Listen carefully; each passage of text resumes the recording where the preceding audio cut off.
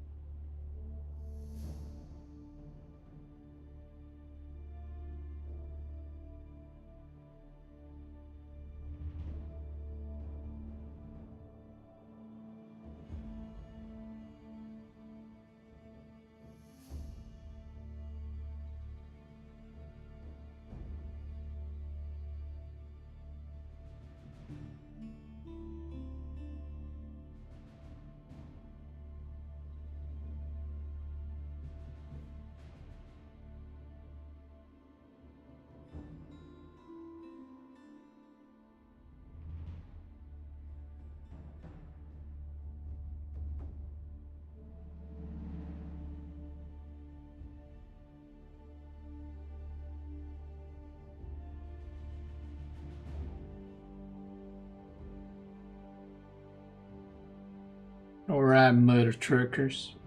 I'm here. I'm back. And I'm ready to crank. That's right. We got Totter in the background chilling. We got the light. What else you want? Do you know what, Mike? Need another trend. I was watching one of your videos and noticed JD levels up right after completing the landmark from feudal. I was thinking maybe it's a fun, efficient way to then tower the enemy with JD and villager form transfer right after to enemy. I mean there are tower rushes with JD, but you don't level up from her building a tower. I mean, if that was the case, that'd be like really good. But yeah. Basically, if you tower rush with JD, it's good because she's tanky as fuck. But then you have to send her back home. So the timing doesn't quite work out. And yeah, also you would have to do it like in Dark Age with Spearmen. So yeah. Core made it further into a tournament in Beastie. I mean, true. True and real. Big Tuna, thanks so much for a resub, brother. I appreciate that. Thank you, thank you. So what happened? What happened over the weekend? Thanks so much for 200 bits. Thanks for making work go by quicker. Of course, brother. Thank you. So there was a construction in the apartment over the weekend. So there was something, I'm not gonna go into details exactly, but there was something basically that needed to be done like 2 months ago, but we had to wait for something for like approval, and then we waited for that. So then I called the guys to do it, but then they couldn't for like 2 weeks, and then they could do it now on the weekend because they're fully booked. So they were doing it Saturday, Sunday. But the work is magnificent. It's amazing. It's fucking amazing. Beast used to be in destruction business, now he's in construction. I can't keep up. Listen, what do you want me to say? Watch this. Watch this. We got Cutie Patootie made lunch right here. Ooh. We got some Cutie Patootie chicken. We got some rice. We got some tomatoes. We got a little carrot. We got a little fresh paprika. Do you know what I mean? That's right. That's fresh as fuck, boy. Look at those tomatoes. Look at those tomatoes. They're fresh as fuck. That's right. Look, they're shining right there. You want that paprika?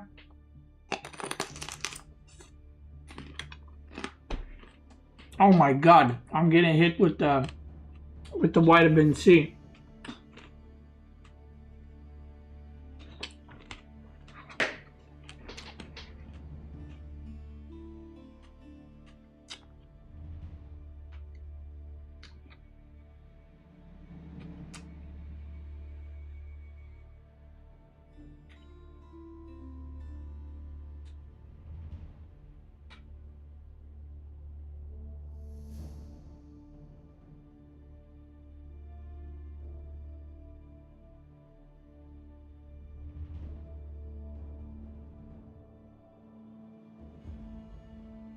All right. So yeah. I've been cooking. Okay. I've been cooking. And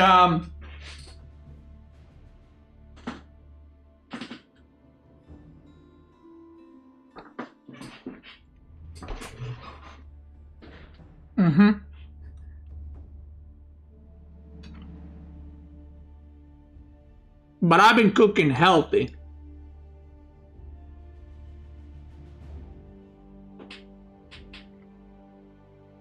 I haven't ordered. Okay, listen up. Listen to this.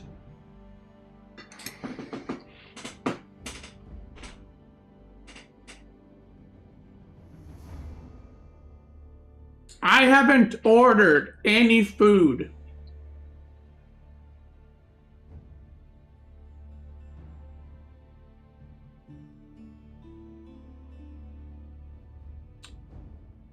In 3 weeks. That's right. All homemade, baby. Homegrown.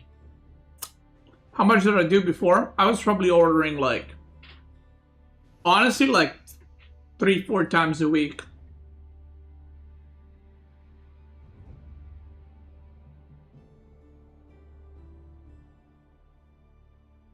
Mm-hmm.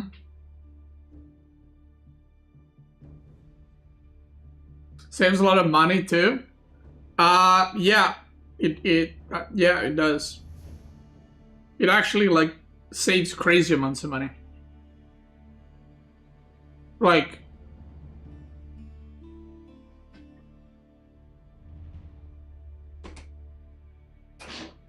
crazy amounts.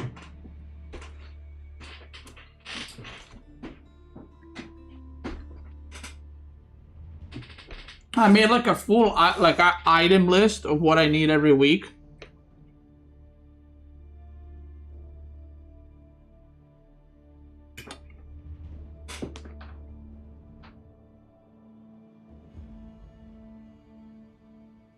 Yeah.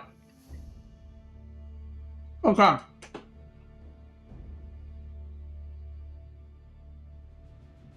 Meal prepping stream? I mean, to be fair, like the stuff that I'm making is nothing. Look, like it's literally the most basic stuff.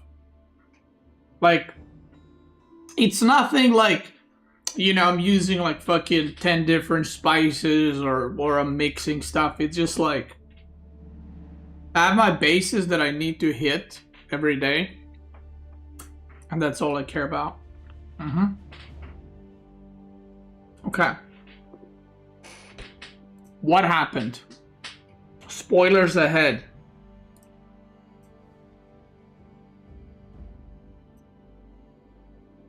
Spoilers ahead. Don't look if you don't want spoilers. Okay, so Marine Lord Myriad. Who's better cook, Wayman or you? Wayman for sure. Marine Lord Myriad.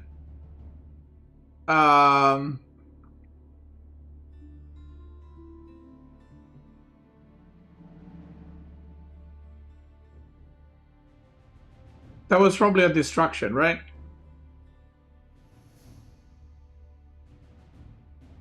B Kilardi 3-2. That's interesting. Kilardi Myriad 3-0. Poppy Pod Demu. Demu. Wait, wasn't Poppy Pod like supposed to work and shit? Like, isn't she supposed to be like semi-active?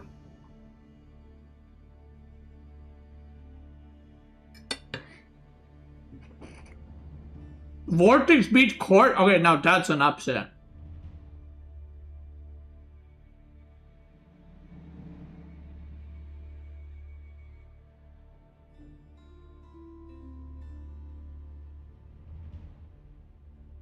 Wait, watch Core Archipelago game? For this one?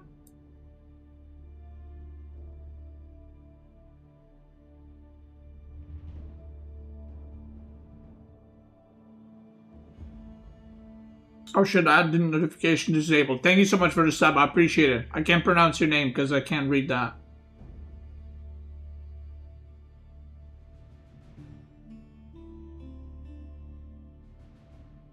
Okay, okay, we're watching that for sure. What is this? Mm-hmm. Ooh, Altai? Oh yeah, Altai is in this tournament. That's crazy. Okay, I want to watch Poppy Pod Demo. Let me load up.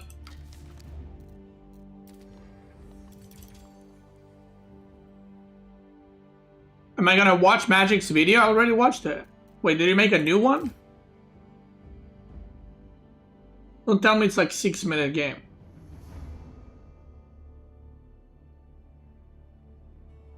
Oh, you made a new video? 40 minutes? Wait, is this worth a watch?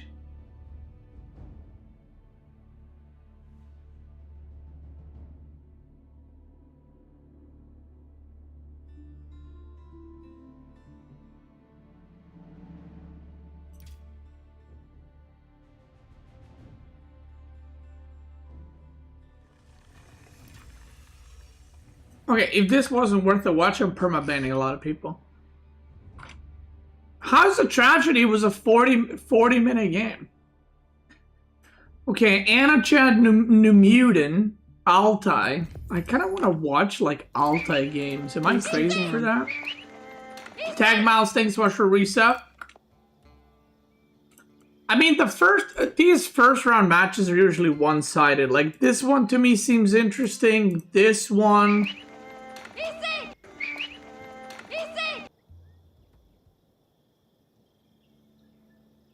He put you in saying, I didn't ask his advice in tier list so he can watch my video.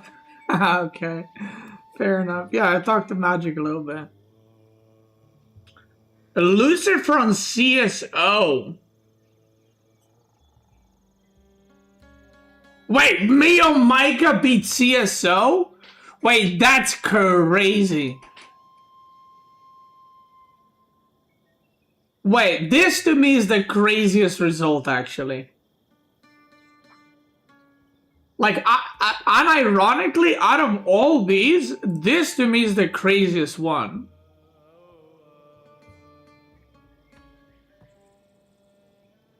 Okay, I have to watch that. I have to watch this, and I have to watch that.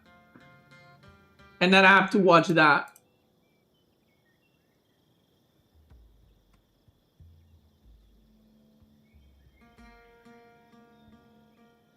Wow.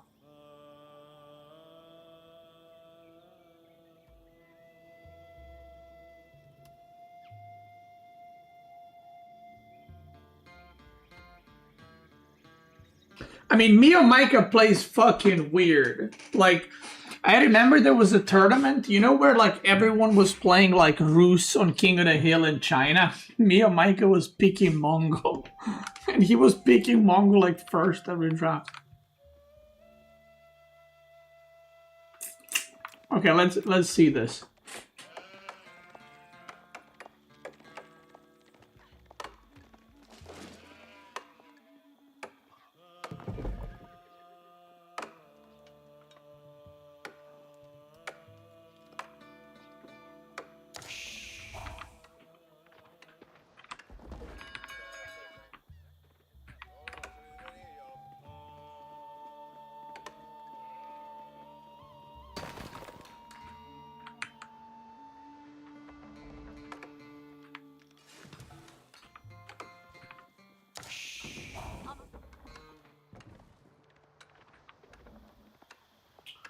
Okay.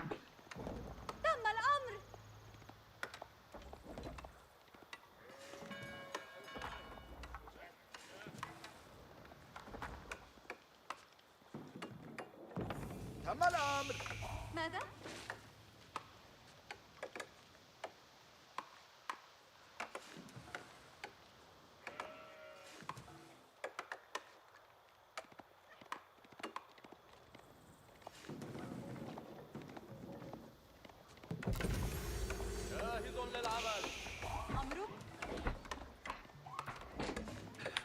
All right, let's see.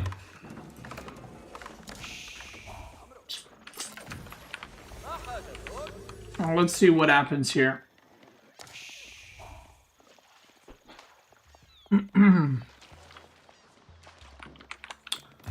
So this is a long ass game.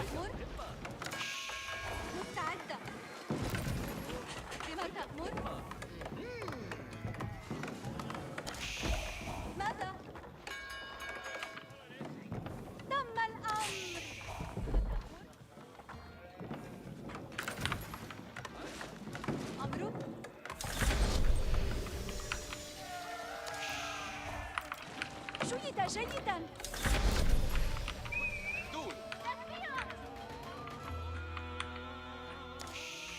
لدي جيدة جيدا. Looks normal.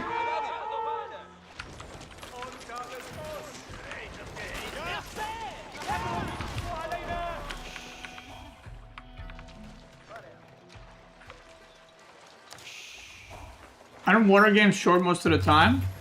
It was. What did it go up with? Like fast agent wing? Okay, do I just speed it up?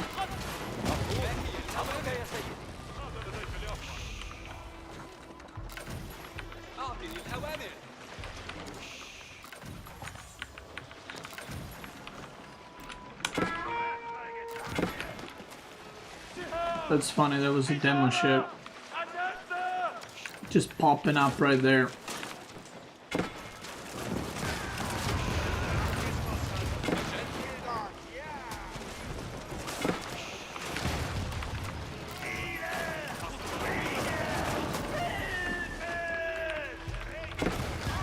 Oh yeah. Oh yeah.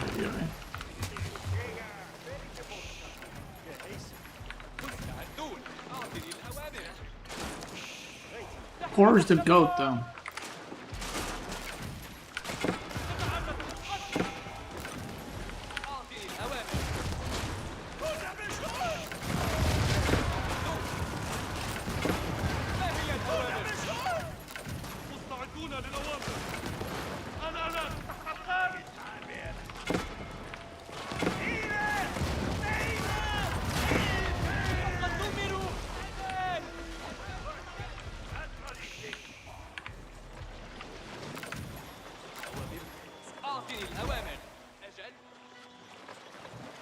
Wait, he's already... Okay, he's kind of nearing being done. I was gonna say, he's already moving.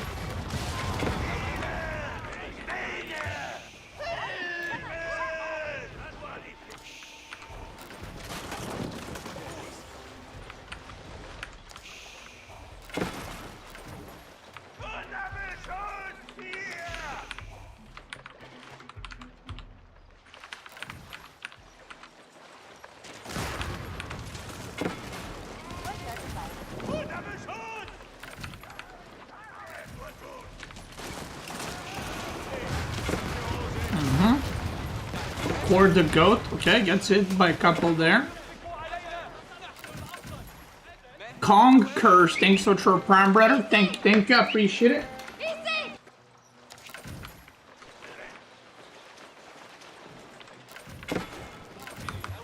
Okay, so it's an even game. Eco Wing, age up, okay. Cord is cranking, he's playing out of this world right now.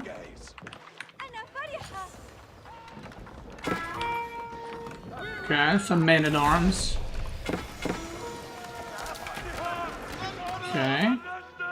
Core's upgrading. Core's going in. 17 ships versus 12. Is he gonna... Is he about to get demoed?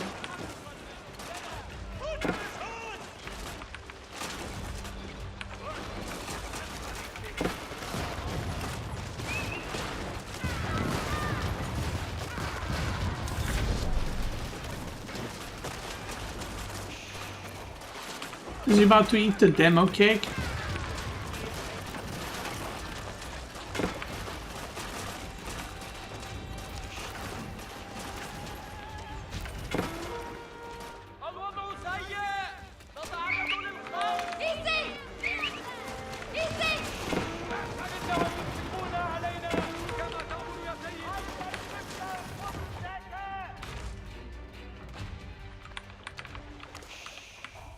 Okay.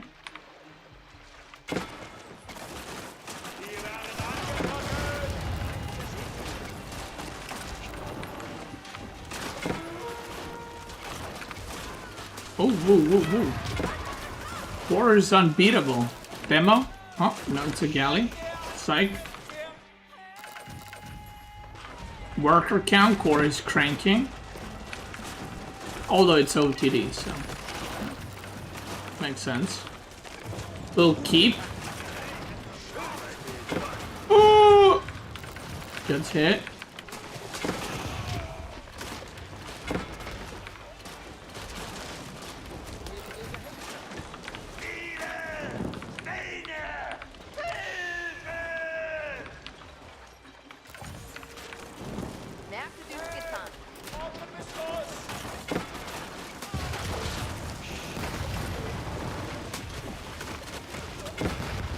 No way. And then he lost from here.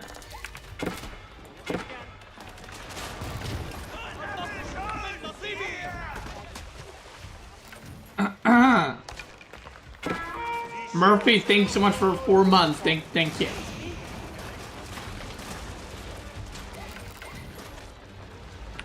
Wait, how did... Okay, demo goes for Swabia, clearly, right?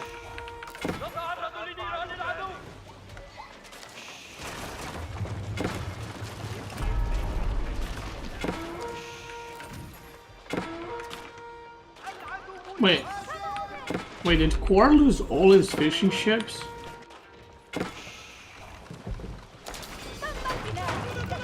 Oh god. Oh lord. Oh lord. What the fuck? 43?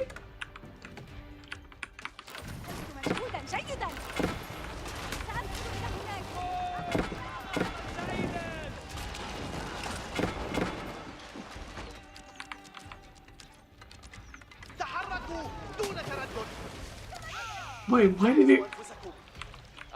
Wait, why did he break... Don't tell me he loses that.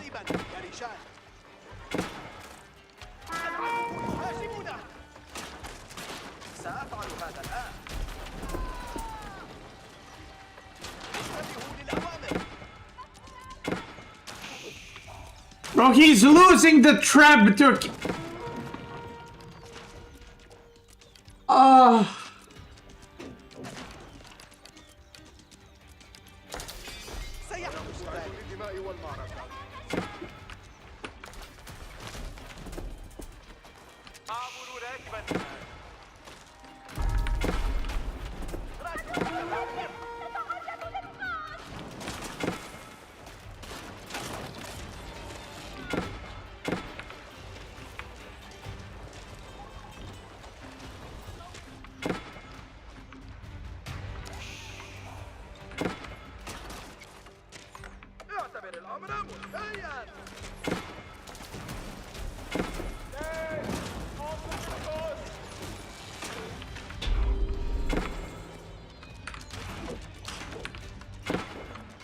Oh god. Yeah, they're each trebbing. Dude, if he just arrived with... Oh god. If he just arrived with 16 villagers and made all that, he would have been fine.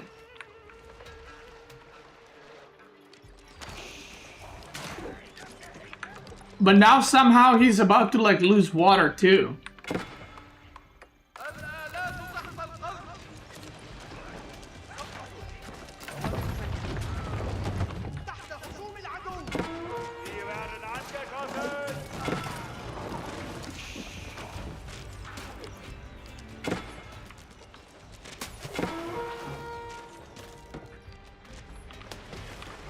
That's wild.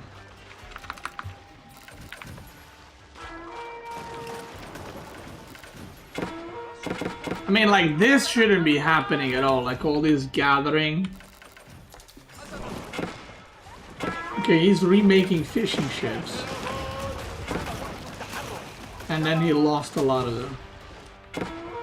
And now Demo is fishing again. And now he's going Palace of Swabia.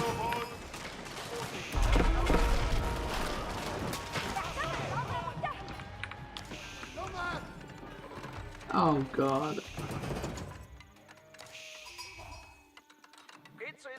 That was a lot of construction for no destruction, let me tell you. Let me tell you that, boy.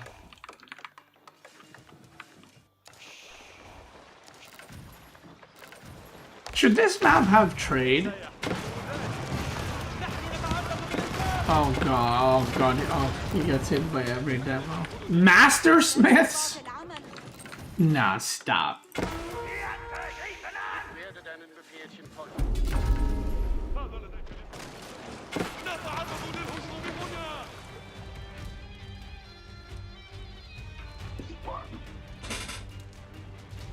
He doesn't even have one upgrade. Does he even have a blacksmith?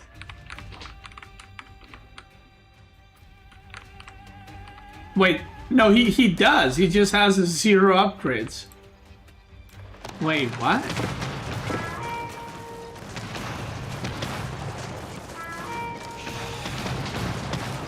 I mean, at this point, you go like Gamba Wing or Military Wing Reinforcement. Military Wing Reinforcement isn't bad in water maps.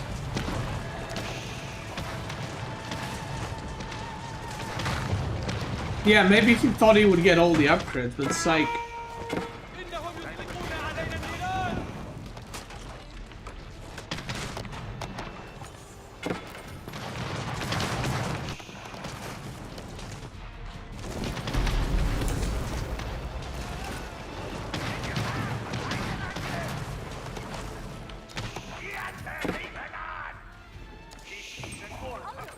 Damn, bro. Ooh, that's a good demo hit.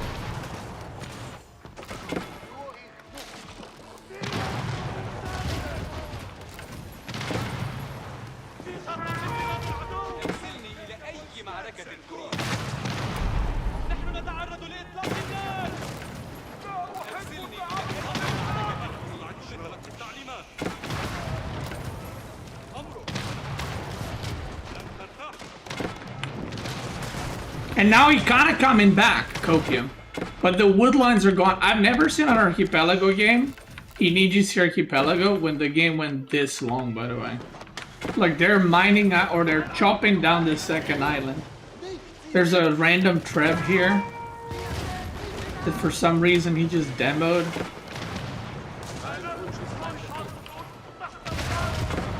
And then he demoed the Prelate.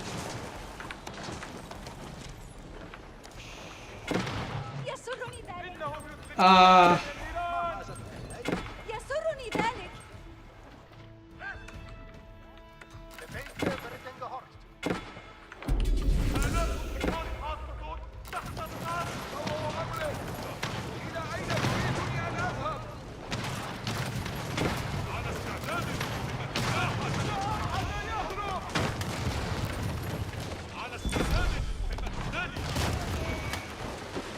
Pepe hands.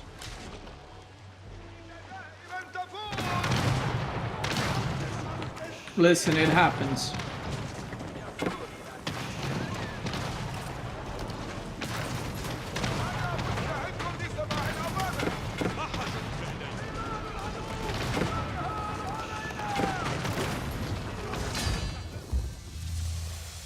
Damn.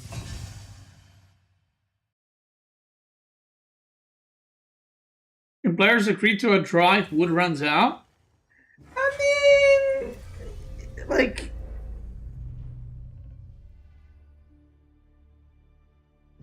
technically no, because you can always just buy wood and make like transport ship. You know what I mean? So, yeah. Okay, Papipo versus Demu.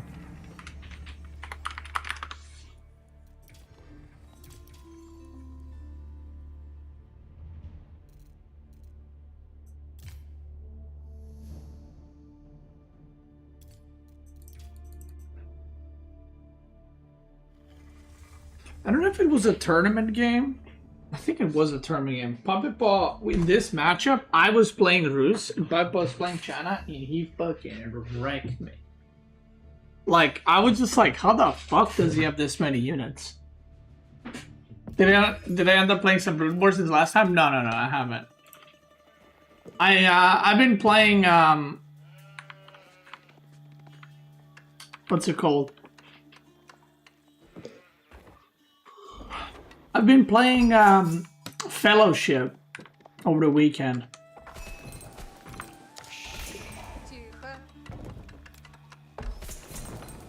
Okay.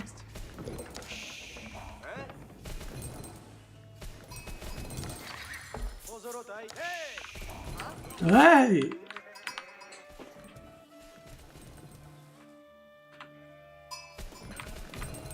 What's my gear level? I think we just hit 60. But the system's kind of weird in that game. Like, they changed it since last time. Okay, let's see what happened here.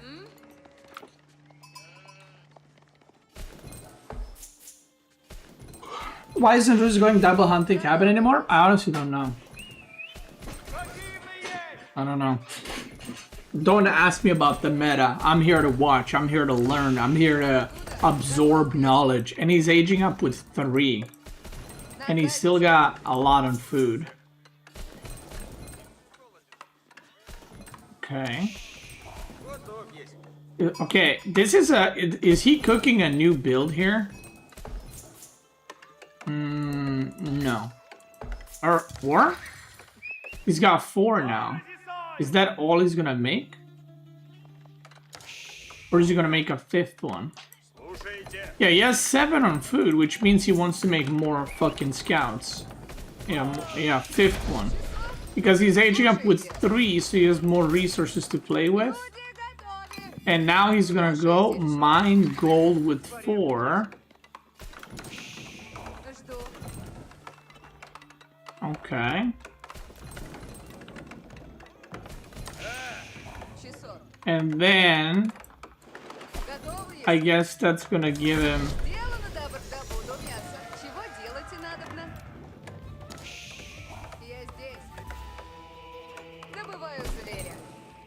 He's force dropping on like whenever it reaches 1 gold, he's force dropping. This is some clean build right here, boy.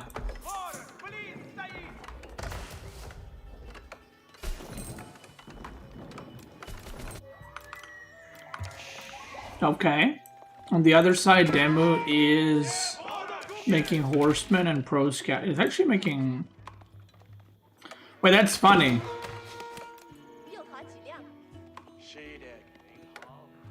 So, Poppy Paw made an archer range expecting a spearman opening, because usually China goes like fast barracks or stables into barracks. So he went blind archer range, but Demu went stable made a horseman. So now he needs to make a spearman.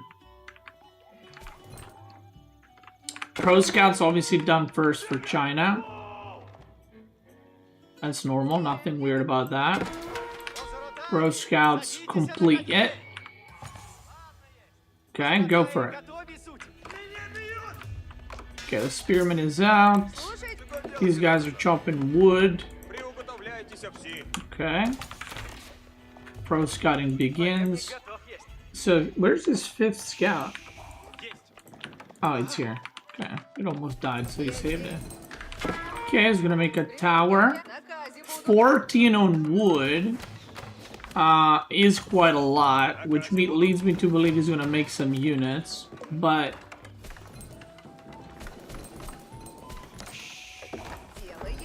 thing is, even if you want to make units, okay, he's on the deer now. He got survival techniques. On the other side, we got wheelbarrow from Demu. Okay. So this is always a weird one. Whenever you have 2 pro scouting civs, especially if one of them is like China and can age up super quickly,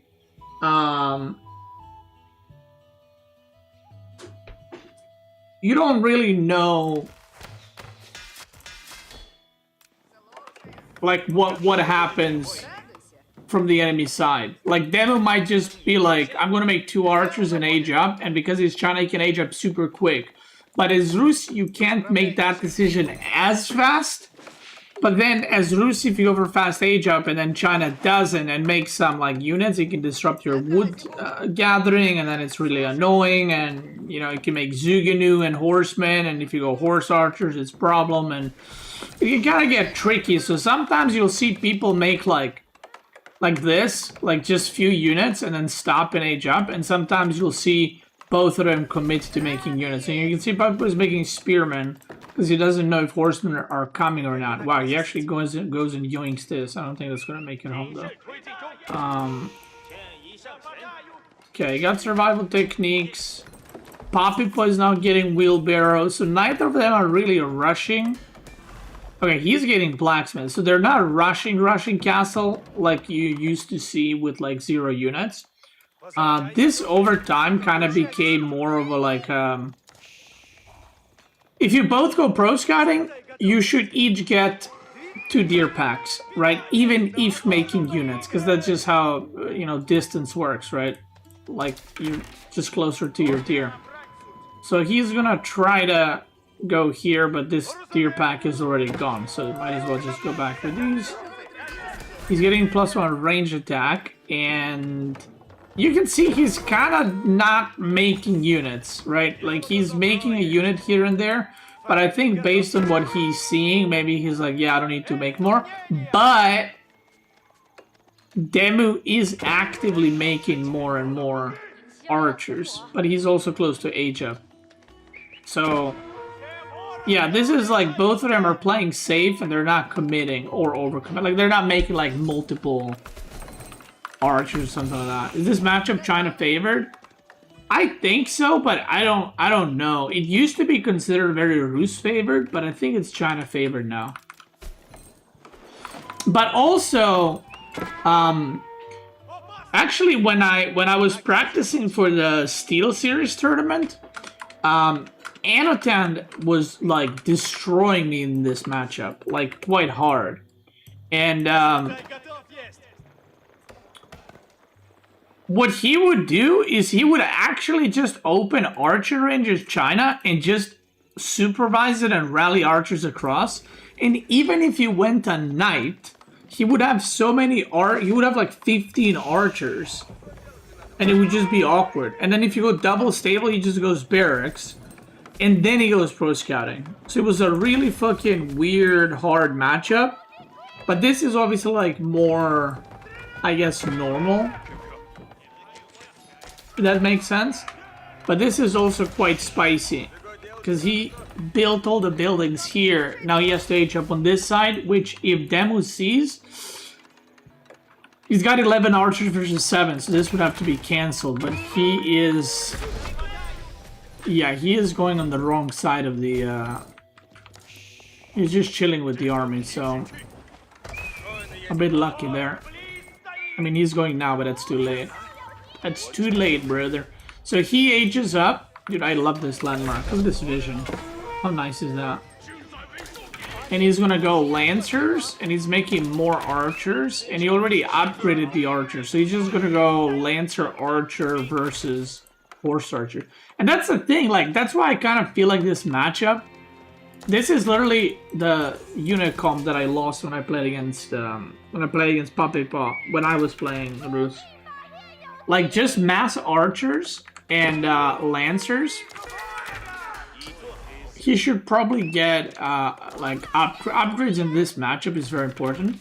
So, both of them should, like, work towards more upgrades. You can see Puppet already is. But it's like archers per cost are very good at sniping horse archers, and then you have lancers to tank up a lot of damage, but it comes down to micro quite a bit. This is a very risky move because you're splitting your army in half basically, and if he catches this, that's going to be a massive loss. I mean, that's 11 archers just ripped. Yeah, that's 11 archers just gone. He killed 3 spearmen, 2 horse archers, 3 horse archers. And you can see how many more units there was here, right?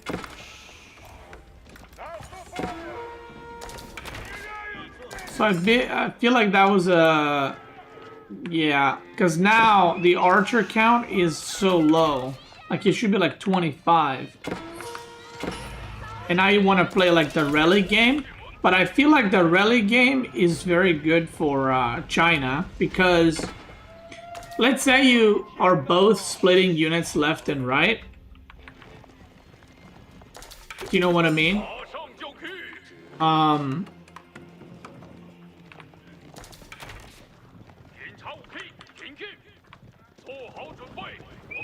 Lancers are a lot better, because you can't put like 3 horse archers here and 3 here, because 1 or 2 lancers are gonna beat that, even if you micro, and you have to break your fingers to micro.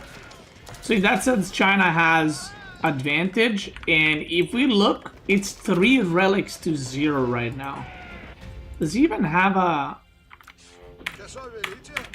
Yeah, he has one, which is completely not even going for a relic. He knows there's 2 relics here, but he's not going for them. He's going for a sacred site, which is not even going to get capped. So imagine this, like imagine this. Imagine if we're in the game where them was 10 more archers.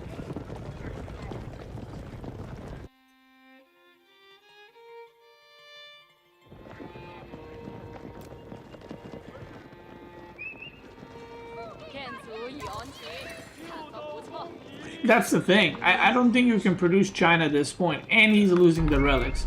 Like, if China is out producing, but Rus is getting the relics, it's like a balancing act. But I feel like China can just do everything better.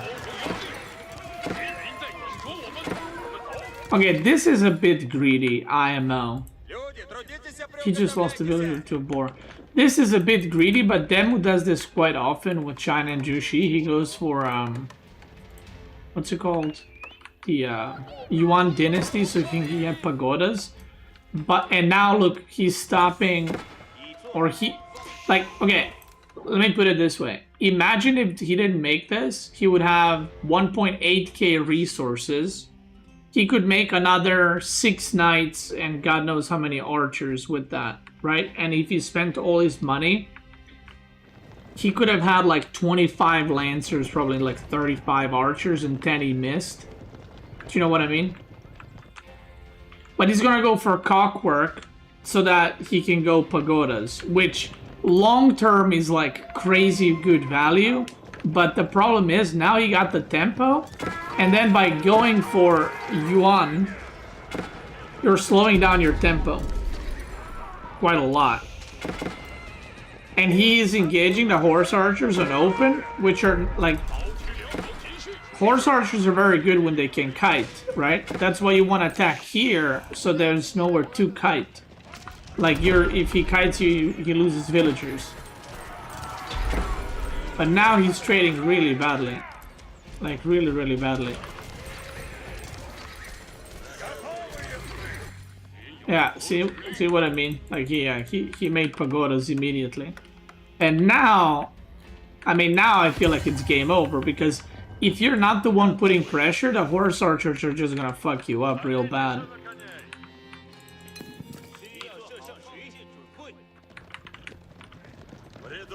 Yeah. Now the problem becomes where horse archers just kind of roam the map and pick off stuff and shit. Although Papa's food income is pretty KW.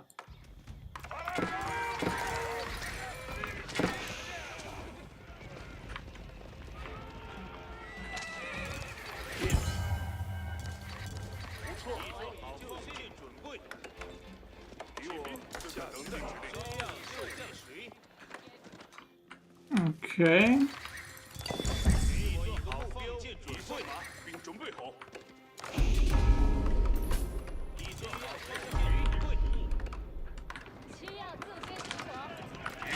Yeah, he's just behind on units now.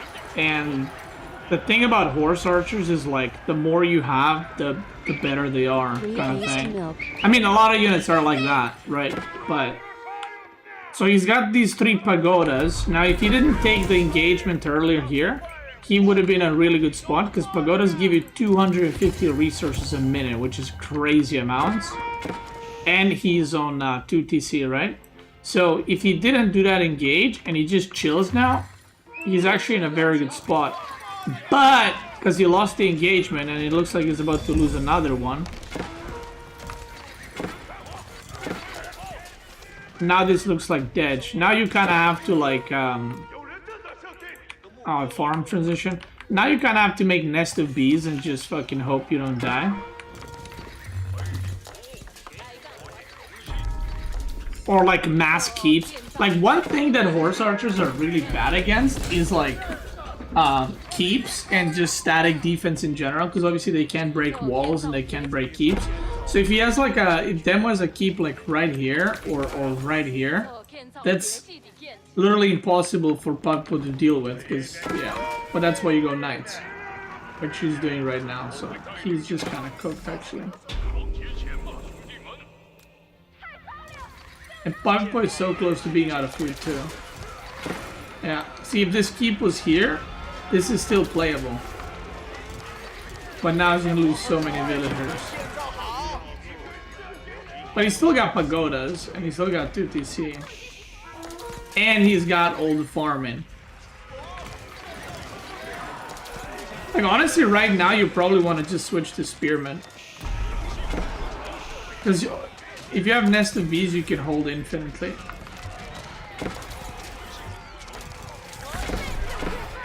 Yeah. Yeah, I mean, I feel like there was 2 big mistakes there from Demu. And still the game... I mean, obviously he's dead, right? But it was still recoverable.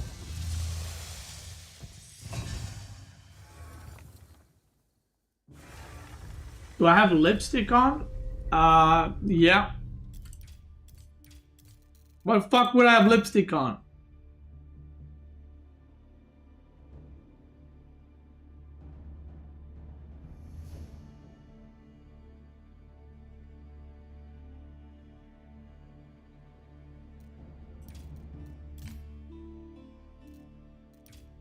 Ooh, Malian versus HRE. I'm always curious about this matchup. Maybe going Song Yuan into DC is a little too much greed. Well, that's the thing. It would have been fine if he just didn't attack, because if you stay back and you do that, you just defend, right? But if you do that and you attack and then you also lose 2 fights in a row, I mean, yeah, you're gonna lose. Okay, forward gold. We love that. The beastie spawn.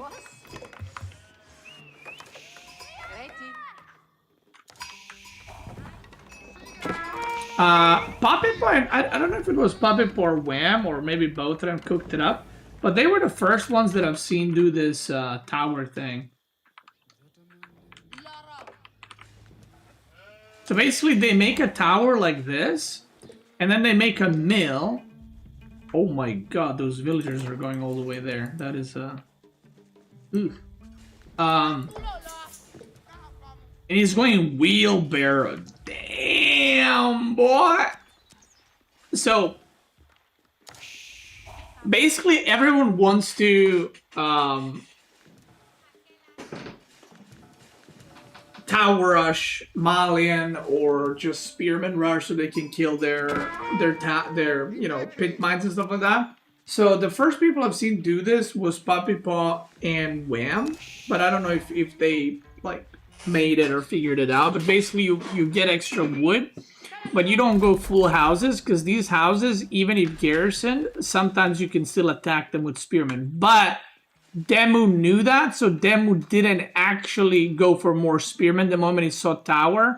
He only made 1 spearman. So technically, what you got in this situation is Demu made a barracks, and with 1 spearman, he forced the tower and this mill and wheelbarrow and delayed the age up. Okay, so you can see now he has to mine gold, so it's kind of awkward. And obviously, if there is no barracks, then he would make a tower, he would just make houses as normal. So, now if you're wondering why doesn't Demu tower rush, even if he tower rushes, this pit mine is still going to generate 72 gold per minute, and Malian can just go on the back gold. So, yeah, so it's kind of weird how the meta around that changed. So sometimes people still go for this kind of spearman opening. Some people these days are kind of skipping it. Some people are making like just 1. And some people are still making 5 and then making a tower so that Malian cannot make more houses here, which I'm not really sure what the best situation in that case is. But yeah, if you're struggling with getting tower rushed or spear rushed as Malian, this is how you do it. I think he could have probably made another house. Yeah, he's just gonna make more houses now, because even if Demu comes back, I mean, obviously he saw it's just 1 spearman, but even if Demu came back, you know, Puppy Boy is also aging up, so he's gonna have units soon too. So It kind of just delays Malian a little bit. But, I mean, it's better than losing the pit mine, you know, and then having to rebuild it or having to build a ramp to kill a tower or something like that. Why mine work instead of chapel? So the last tournament game that I remember that I played on this map,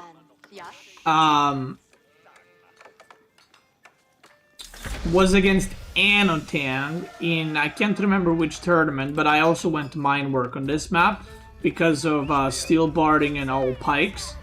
Now the reason why on this map, so I think most people still go for chapel, but on this map, like, what do you chapel? I mean, he could have chapeled here, but that's not a lot of wood to work with, right? So the chapel doesn't feel as valuable, you know?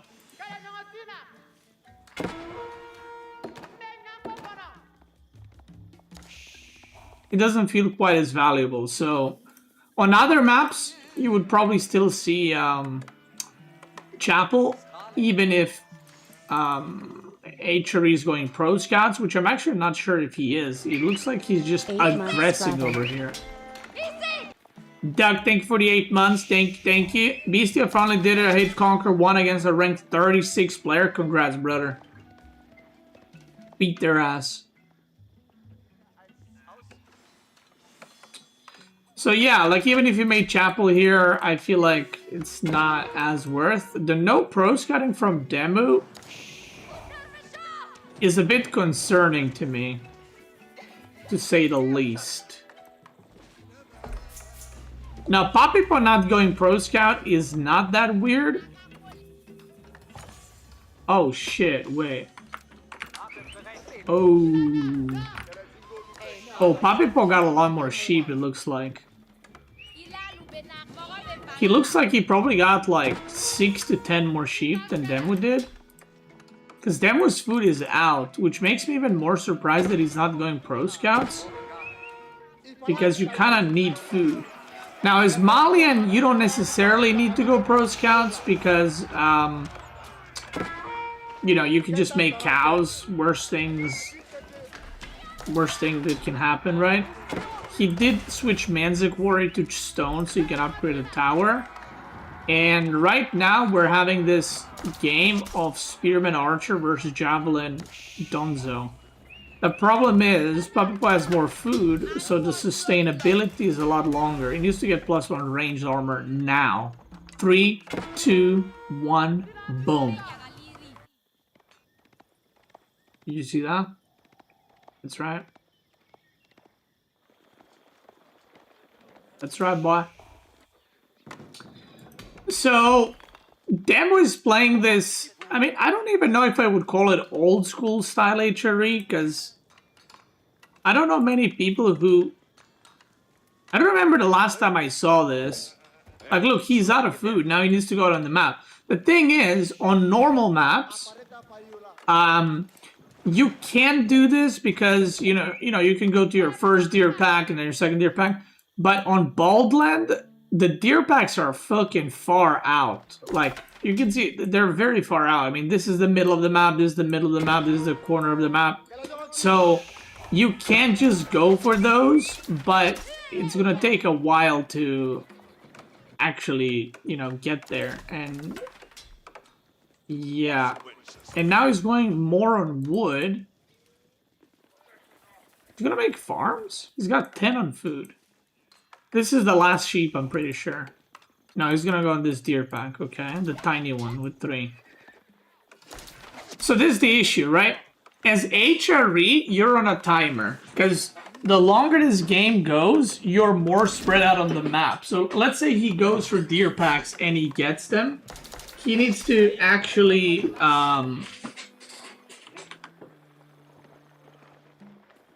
he actually needs to, like, figure out what is he gonna do with that. Right? Like, how are you gonna defend that? Meanwhile, Papipo is just sitting in his base and making cows. He's gonna make him slow, but he's making cows. And now there's 11 javelin throwers. And you know what's funny? The best counter against what Dem was making is actually just pure javelins. Because you can just kite men-at-arms and spearmen. And you can just kite and shoot forever. And you can just kite to your TC. Now, Demo's making a ramp, but like I said, he's on a timer. And Papipo is really not. Now, one mistake I would say that Papipo did is not going stable. Because going stable here would be really good. But this is similar to the last game. You know how he opened archer range? And it was a mistake? It wasn't necessarily a mistake. I think he thought in this matchup, Demo is gonna go pro scouts, so he went with the barracks. Oh, idle workers. But you see, now he's making stables. You see what I mean?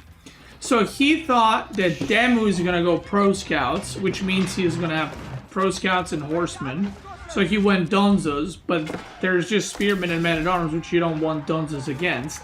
So you would preferably go Sofa. And now he's making Sofa. Because he recognizes what's happening, right? Now the issue is, like I said, the moment Demu finishes with these berries, like he's not even going on the deer, he's just staying on berries, which is safer for now, but it's also like not as good eco, right? So what's gonna happen is when the berries run out, if he goes like here or here, then Papipo is gonna have sofas to just run around. Look, he's even going double stable. He's just gonna have sofas running around.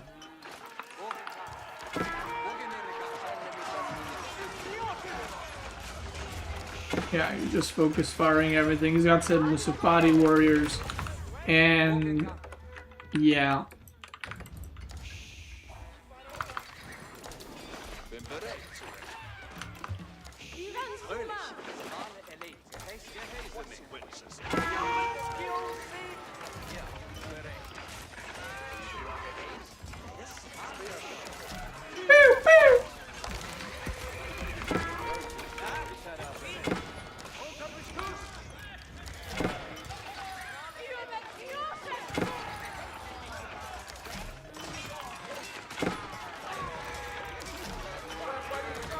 Yeah, and now sofas arrive, and that's trouble. Yeah. I mean, that was pretty clean from Puppy. Like, Demu tried a super fast push, and it just didn't really work out at all. And I think this might be, legit, the first game ever that I have seen of Baldland where neither player goes for Pro Scouts. Do I have...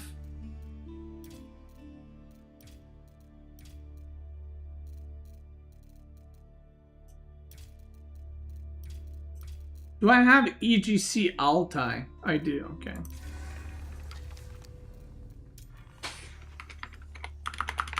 Let's see. Let's see what we got. How is EGC Altai different? And by the way, English peak here is very interesting.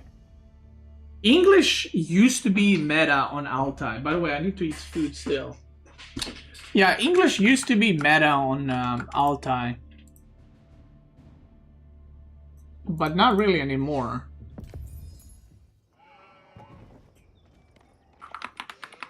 Like long time ago. You know, back in my day. Kind of vibes.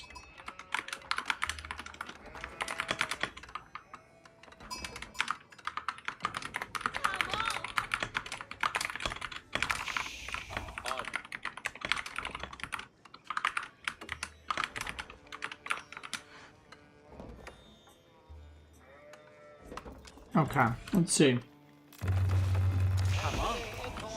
What the hell? Okay, so how's this Altai different?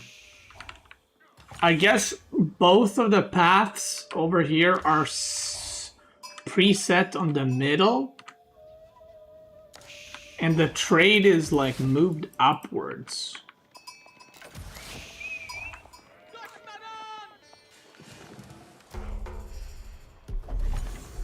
I mean, unironically, Okay, unironically, this not because of these changes, because it's an EGC version, this makes it way better for Delhi. Because the sacred site on Alta used to be like here, then like the middle, and then like here. And then like the entrance to the opponent's side would be here, so they just have like they're right there to the sacred site. It's very hard to hold 3. But having it like this makes it a lot easier for Delhi to hold. And Delhi can wall between, so the opponent has to go all the way around. So I like the Delhi pick here. And he's aging up with 3 again. Okay. Abbey of Kings. Demu open with survival techniques and deer. And also there's this point of interest, which is like... whatever. I mean, maybe Mongol would be good here. You know, you have this for extra stone income, but I don't know how good it would be. Right?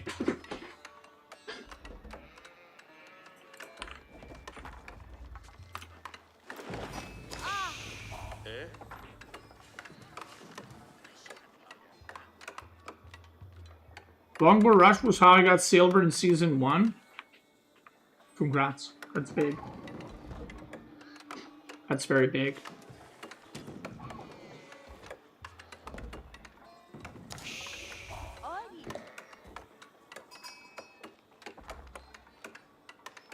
If anyone puts a unit in the ruin thing, can you decap it to stop them? Yeah. Well, they put a worker. So if you decap it, the worker comes out.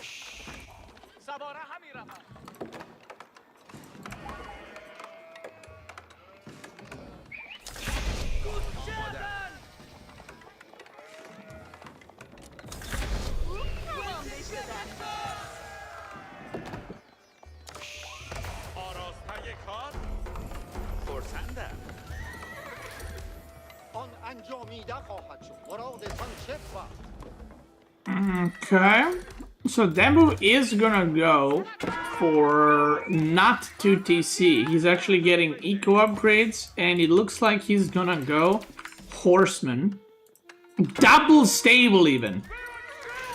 Okay, so this might be double stable Horseman into Castle. And I don't want to brag or anything. This might look weird. But I'm just gonna say it. I invented this. Thank you. Okay, well, I didn't invent losing 2 workers to Ghazi, but I invented this. I played against Vortex on Dry River, I want to say, in one of the tournaments, where Vortex was Delhi. And I went, but I just went 1 stable, I'm pretty sure. And I went stable king, and I just, like, poked and shit. And then when Delhi went for spearmen, I went some longbows and I aged up.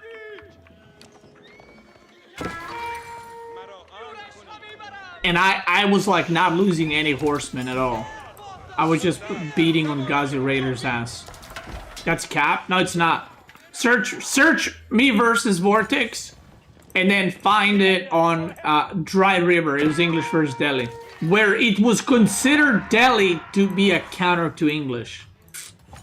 Look it up, punk. And then you go, yeah, you go some farms, because you're spamming horsemen, so you want a lot of food. And now, when he goes spearman, you have to either age up, or you actually have to go longbow.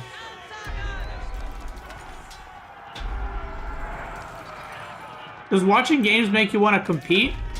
Not right now. Not right now, no. Some other time, maybe, yeah. But not right now. Not right now, I'm not even... He kills both scholars, by the way, which is very good. He is losing some horsemen, but he did kill 2 scholars, so that's pretty nice. 11 horses versus 13 Ghazis and 7 spearmen. So now, like, you need longbows at this point. Because if you have longbow, you can just defend here, kill the spearman, and then you're cranking. But it looks like he's just making more horses, which is not gonna work. Yeah, he's losing way too many horsemen now. Now he's got more Ghazi than horsemen, and now he is cooked. He's smoked.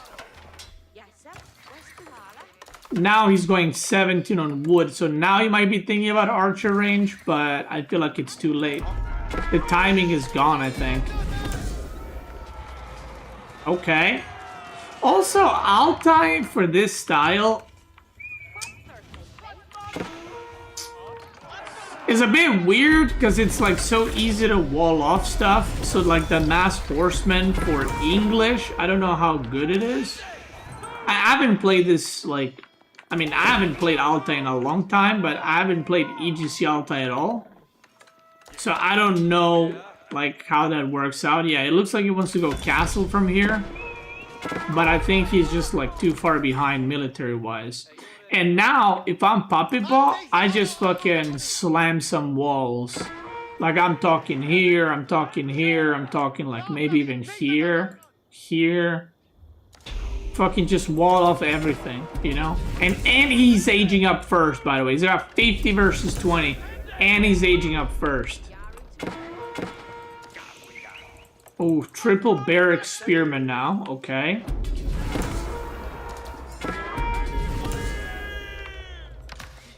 He's trying to decap these. I mean, this is just cooked right now.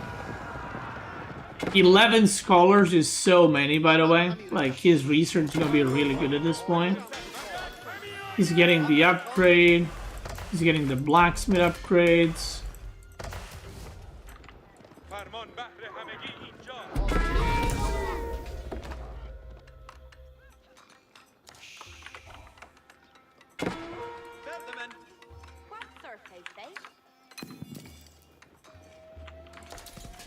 Okay.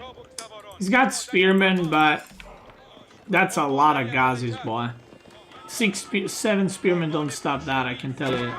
Oh no, this is a sacre bleu. Oh god. See, this is one of those where it's like if you put one more villager, that completes, right?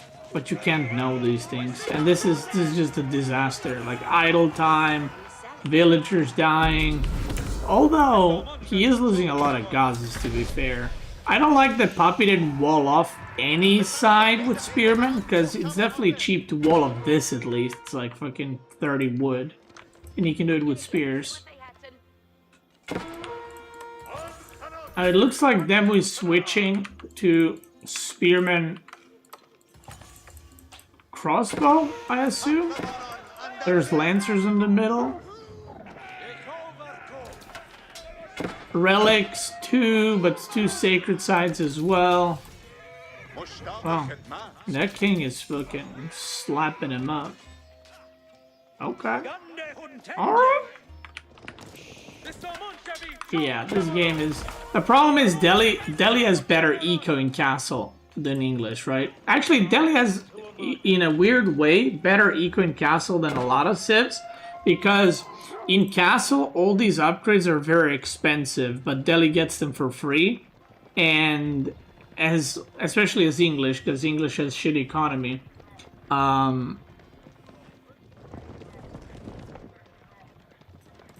He's not going to be able to get all the upgrades, so he's just going to be behind on that quite a bit. And obviously Delhi has map control, so, and sacred sites and relics, so it's kind of cooked already.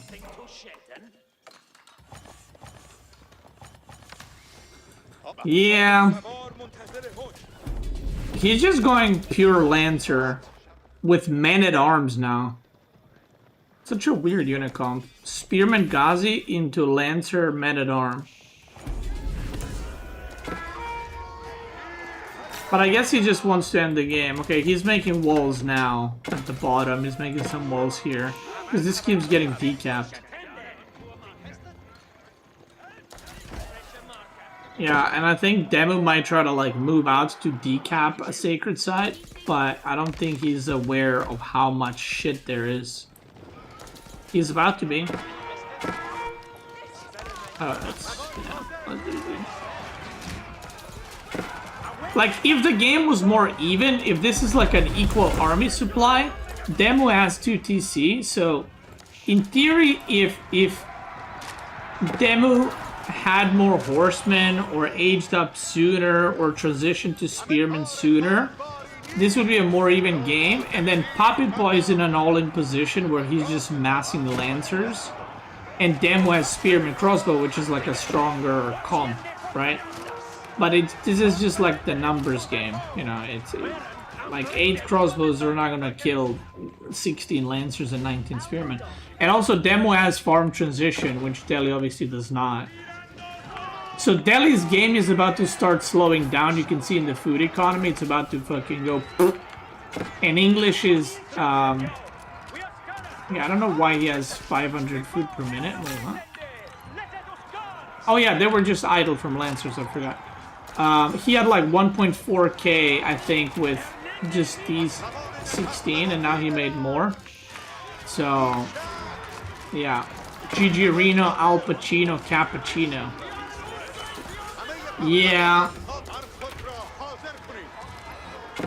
It's really funny how the game, like this game, can look like so one-sided for Delhi. Like, it can be like, damn, that was like, how do you ever beat that? But just a few small adjustments could have changed that game so much, and the game would go a completely different way. That's what I love about AoE 4. It's like one game, it can look like one way where there's like, okay, the other, how would other guy ever win?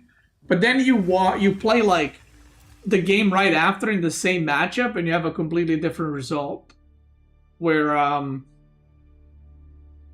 someone adapts or figures something out or whatever else. So that was pretty cool. I like that. I like that. What was the Dry Arabia game? Yeah, the Dry Arabia, I think at Altai, Baldland I think was cooked from the get-go. I just don't think that like mine work into massing units works against like top players. Dry Arabia and Altai, I feel like Dem could have won both of those if there were some like small adjustments made there. But yeah, at least now, I don't know if I ever explained, but in this game I explained why people make the tower like that. Server maintenance. Okay, that's in 2 days. Now, I don't know if I ever explained before, but now I explained how to defend tower rushes as Malian by making your own tower and where you're making it. So there you go. I hope you guys learned something new. Maybe I'll upload this on YouTube. We'll see if I am. Thanks so much for watching. And if you're watching live, let's keep going, brothers. Let's keep going. Okay, what other series did we want to watch?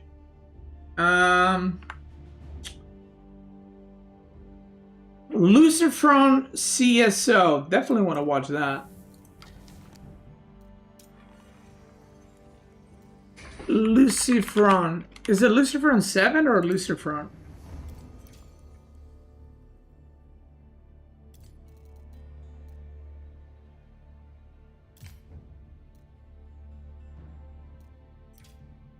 Dude, CSO plays fucking weird. Guys, you really want me to watch the Archer tier list video? Holy shit. Everyone's like, guys, watch the video. Alright. I'll watch it later. Chill. Chill.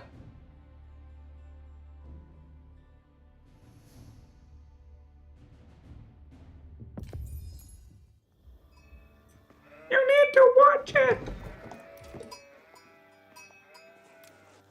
Okay, hold on. Let me just show you again this beautiful meal that I haven't eaten yet. Oof.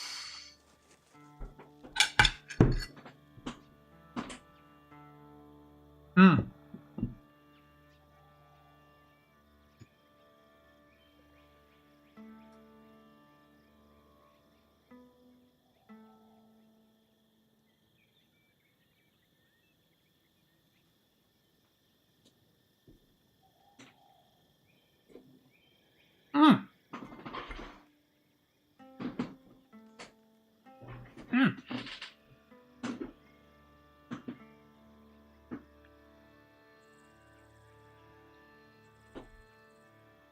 Did you know if you mass 120 Chevalier Confetti, they reach 460 HP? Did you know if you make one Schlachter, that's what HP is of that unit? Think about that. Think about that, boy.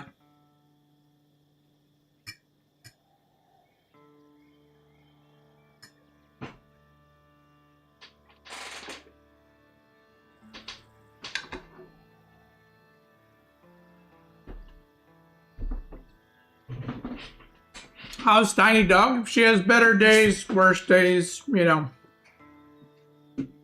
It's a bit here and there.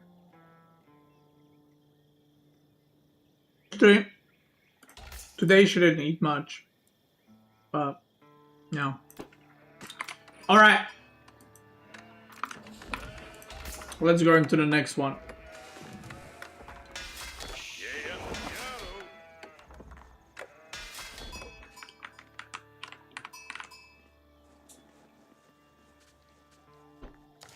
Let us go into the next one. شويد.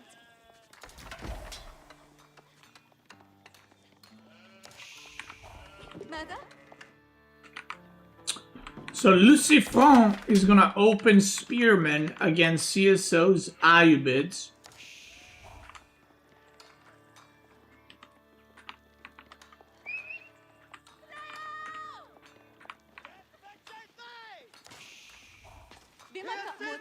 Boom, boom. Boom. Boom. He's trying to gather. Oh my god, that was so close. That villager was lucky to be alive. Let me tell you.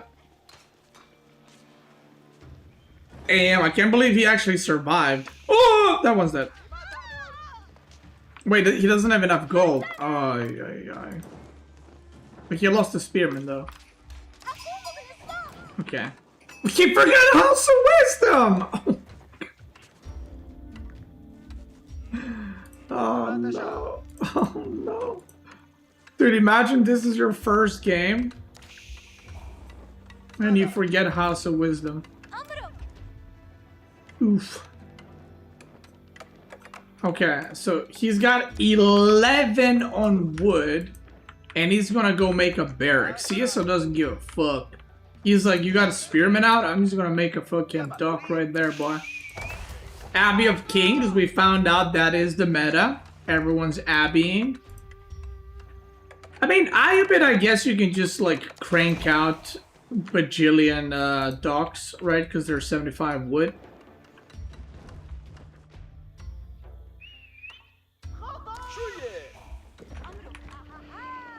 Ahaha. Okay.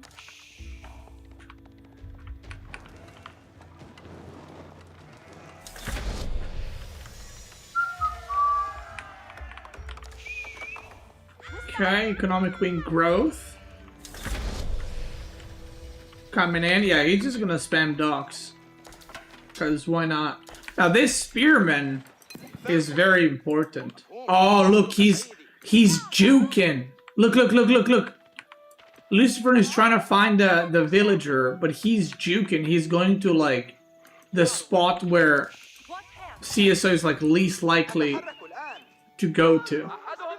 So that he wouldn't be found. Well, technically, the least likely spot would probably be here. Or maybe even here. That would be a chat play if he made a dock here. Bro, he's gonna make a dock like... Dude, make a dock right there. Holy shit, that'd be sick. Or even... Here might be a bit spicy. Okay. That's spicy, but here would be Giga Brain. Because Lucifer scouted that already, yeah. So he's not gonna scout there again. Okay, Archer is here. What do we got? Camel Rider? Desert Raider? Same thing. We got a lot of guys on wood.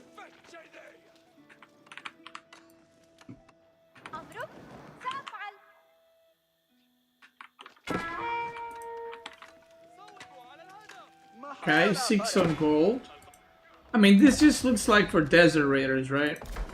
We got 3 manners into... Yeah, this is gonna be the baboon build. Like, just Hobilar spearmen.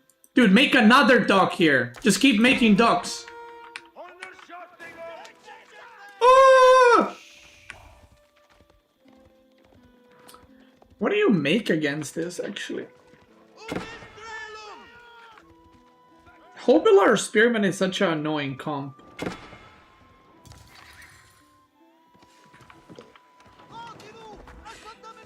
Maybe you just go mass spearmen. In low numbers, desert raiders win. I think, maybe. But you know what's funny? CSO loves desert raiders. If you guys didn't know, like 6 months ago, CSO would be making like just desert raiders. In like any matchup he plays, he's like, yeah, I'll just make desert raiders. And then he makes more desert raiders. And you were like, okay, well there's archers now, so you should make some horsemen. And then he makes more desert raiders. And then he makes some more desert raiders. And he just never stops. He do be like that. Switch! Switch your weaponry! Wait, why was that attack so shit? Holy fuck, they hit for 8? Eesh. That's pathetic. He's gotta repair that. Okay, he's gonna repair that. Dude, make more docks! Come on! No, don't stop there.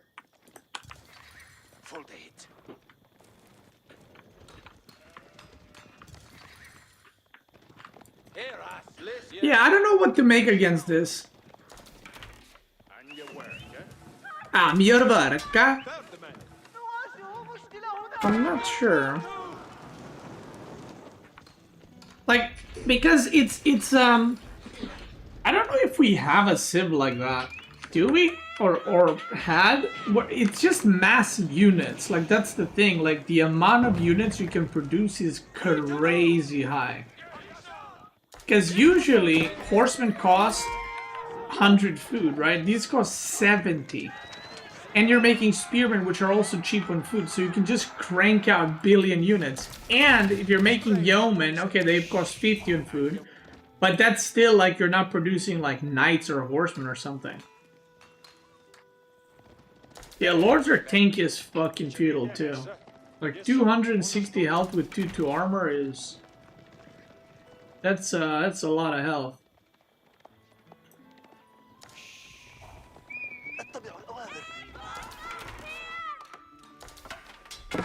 I mean, no, bro, you are not getting that.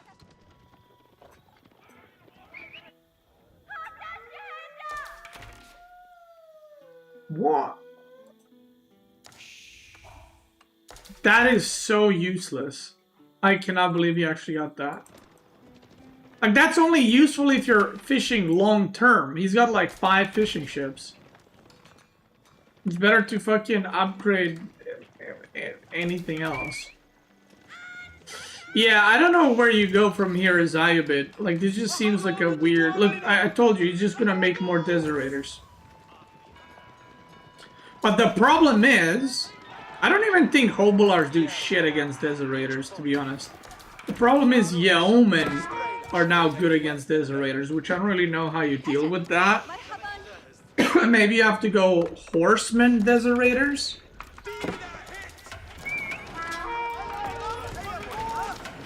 He's target firing yeomen, okay.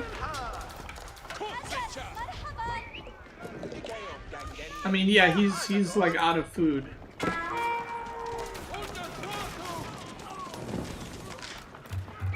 Yeah, that looks about it.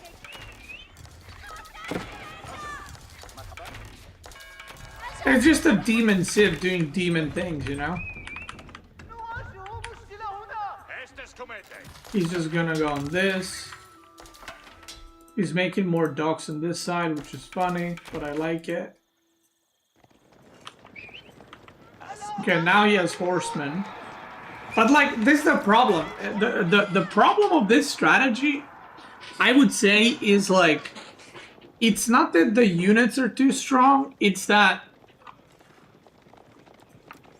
the lords plus the amount of units is the problem. Because lords give like insane value. Like your unit, like each one of these has 22 bonus HP. Okay, well now they're moved away. 22 bonus HP. Each spearman got 14 extra HP with all the lords there. And the lords buff each other, by the way, too. So, oh, one of his lords is... Okay, one of his lords is here, one of the... three of the other ones are here.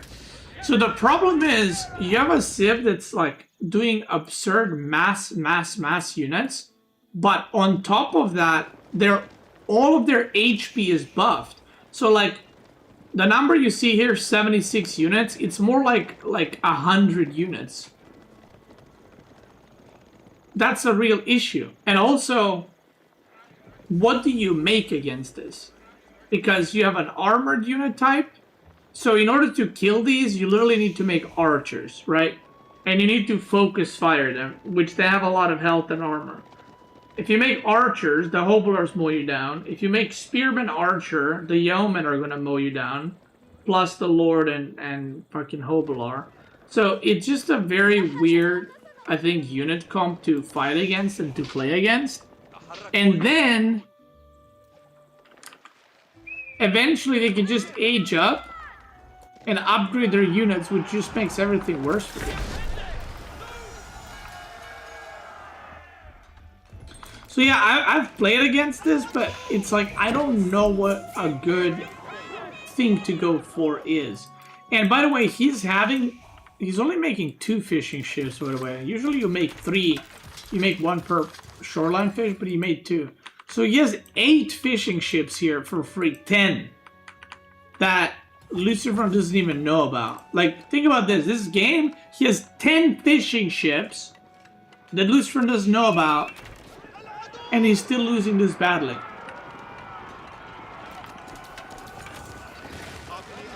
He cancels, he goes back, he needs a market. He has a market. And now we got the upgrades, and now we just go in. We just go full baboon. Now he did go master smiths, which are gonna give him insta upgrades. He ain't upgrading anything else. And he's just gonna get cleared up. Wow. Wow. Yeah, I don't really know, like I said, what the best style is against this, and I don't even know what the best civ against this is. Like, I haven't played against it too much, but at the same time, like, I'm not gonna be like, yeah, this looks OP, because I don't know, maybe there's a simple solution and we're not seeing it. But like, I feel like you have to go spearman, because spearman does well against other spearmen, and then he does well against hobblers, but then they go yeoman. So I feel like you just want to go spearman archer, no matter what civ you go for. I feel like that's the go-to comp, and you just have to hold out till their economy slows down. Obviously, that's a lot easier said than done. You know, but I feel like that's the best way to play. Spehari. Come. See who other. Yo. Yo. Biz suck again?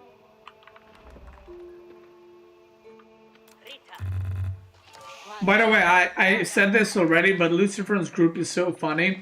He has CSO, Louis, and Mia Mike in his group, so he has to play like US West or India server every game. Which is funny as hell. Did you know you can save $6 a month by subscribing with Twitch Prime? True. Your favorite creator gets a share of your Bezos bucks and you get an awesome subscription and emotes to show around. That's very true, Zer. Thanks for 94 months and the most true sentence someone's ever made. Actually, 2 sentences in their life. Thank you. Okay, so Lucifer on water is obviously very good. Now, sea zone water, I haven't seen it, but the fact that he made his second dock that's not even next to a fish, like his second dock should be here or here, but for some reason he just made a second dock just randomly there, it feels like. And he's going for double dock opener. Okay. I'm gonna give advice to everyone out there in the chat that might be watching, and maybe you're Conquer 3, or maybe you're even a pro player. Maybe you're a pro player. CSU is greedy. Maybe you play against Lucifron or, what's it called? Vortex in any tournaments or whatever, okay? Hear me out. If you go double dock greedy, you're probably going to die. And you're about to see why.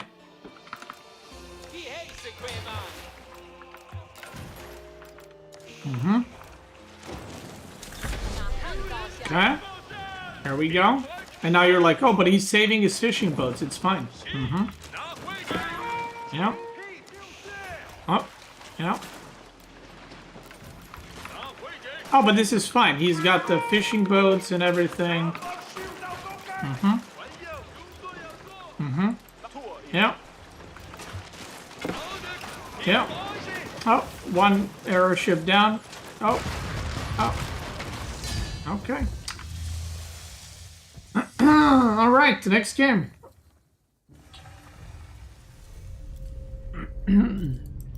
Yeah, Lucifron and Vortex have played water like 4 quadrillion times, and my best advice to anyone playing against them: don't do double dock. Or if you are doing double dock, make sure you're doing it the least greedy way possible. Otherwise, that same thing is going to happen to you.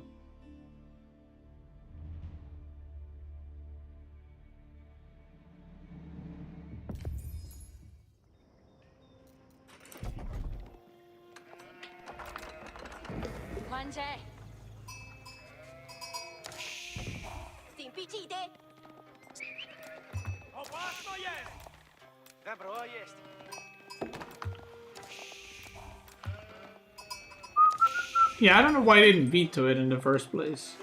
But also he lost, by the way, let's talk about this. He lost Jushi on Archipelago against OTD. Like, that's not a good trade to have.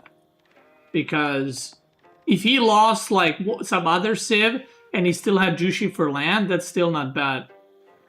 But losing Jushi's legacy on Archipelago is pretty unfortunate. So CS to the O is down 2-0. CS 2-0. But not for him. And he did go double hunting cabin. That's a good hunting cabin right there.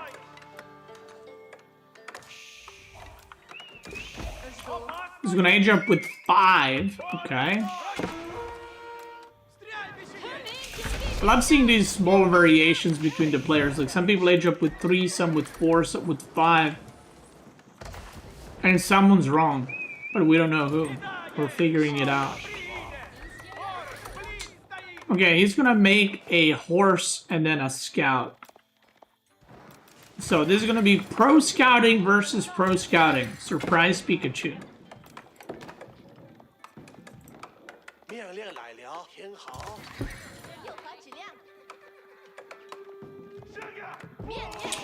I'm new to AA4 GM100 in StarCraft 3 years ago. Which Civ do you advise me to play? Well, AoE4 is different in StarCraft in a way that I don't know how high you try to get on the ladder, but you kind of need to play like a lot of Civs if you want to be a top level player. If you just want to play for funsies, French is probably the simplest one, but I would say just like try out some civs or watch some games, see how those civs play out, and maybe you'll find something you like. Because some people like more defensive civs, some people like more aggressive civs, some people like cheesy civs, or like not cheesy, but like civs that have some like weird openings and stuff like that. So yeah, just figure out what you like. Okay, we got something weird going on. CSO is going knights. And again, we're seeing the same thing. Look at this.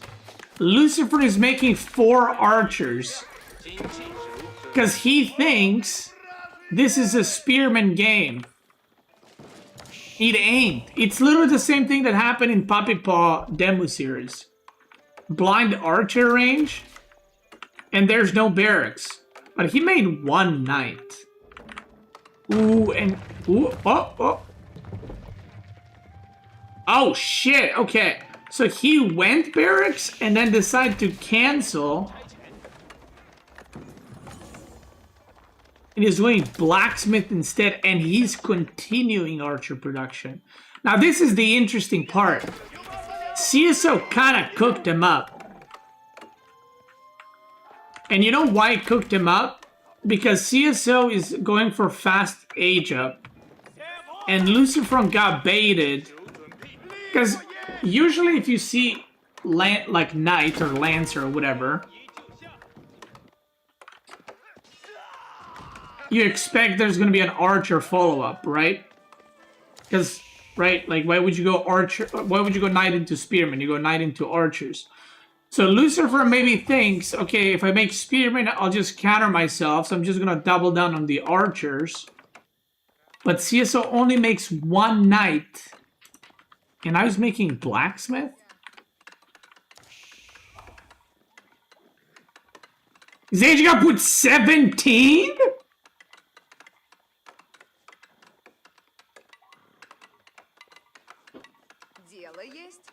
What am I watching right now?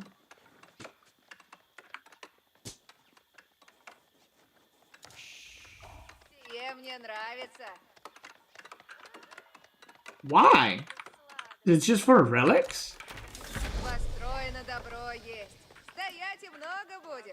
I guess. I love how he ages up. Oh, this guy messed up. I love how he ages up with 17. And then he's like, let me build monastery with 1. Do you know what I mean? It's like, yeah, I'll build monastery with 1.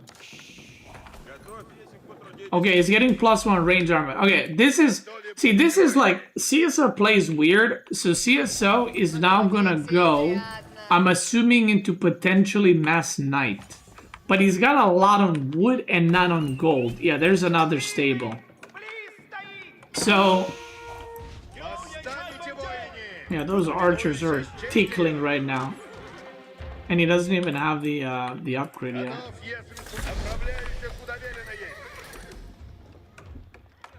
No wheelbarrow. He is pro scouting. Both players pro scouted all the deer, right? I'm pretty sure. Or there's 2 deer remaining here, but basically they pro scouted all the deer.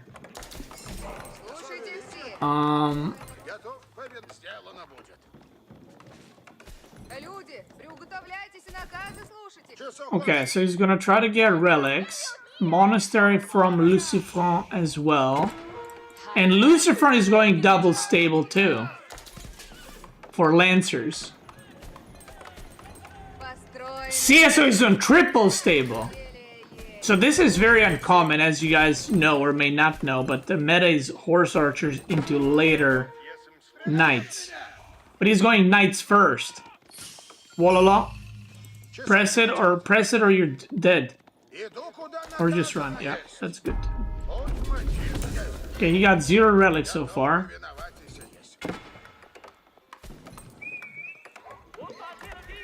And he's not gathering gold, by the way. Okay, there we go. Because you can use the golden gate, obviously, to sell wood, which what he was doing. But at some point, you kind of need... you need to mine, actually, gold if you're going to produce from 3 stables. Okay, this one's going to get yoinked for sure. What is that? Warrior Monk goes down. Ooh. Okay, both players throwing away their monks, so that's equal. This one gets yoinked. There's some units over here. Look at the unit count! 25 versus 10! But 16... Bro, Lucifer's got no clue! Dude, he never rescouted. Like, I guarantee you, Lucifer thinks horse archers are coming. Because there's no reason to make archers. Or at least he's thinking crossbows. And now he's making horse archers? So this is the funny part. If he makes 2 more stables, he's actually winning. But by making 2 archer ranges, now he's like countering himself because there's 18 archers already out. And he knows there's archers out, so I don't know why you would go horse archers now. But this is one of those things where it's like, it makes no sense, but because it makes no sense, maybe not bad. You know what I mean? Quarter head, but maybe 5 head.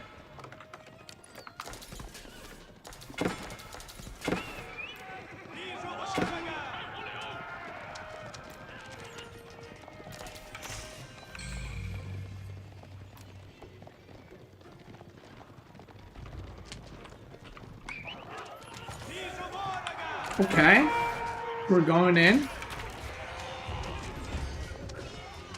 All right.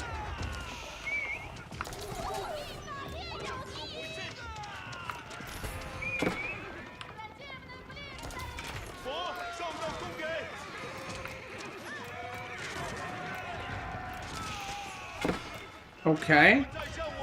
So the archers are getting mowed down because there's not enough front line. I think Lucifer's spreading himself a bit too thin with all these lancers running around. And he's just getting mowed down by the amount of knights that CSO has, because I don't think he expected it. Because the knight count is very similar, but Lucifer's knights are not all here.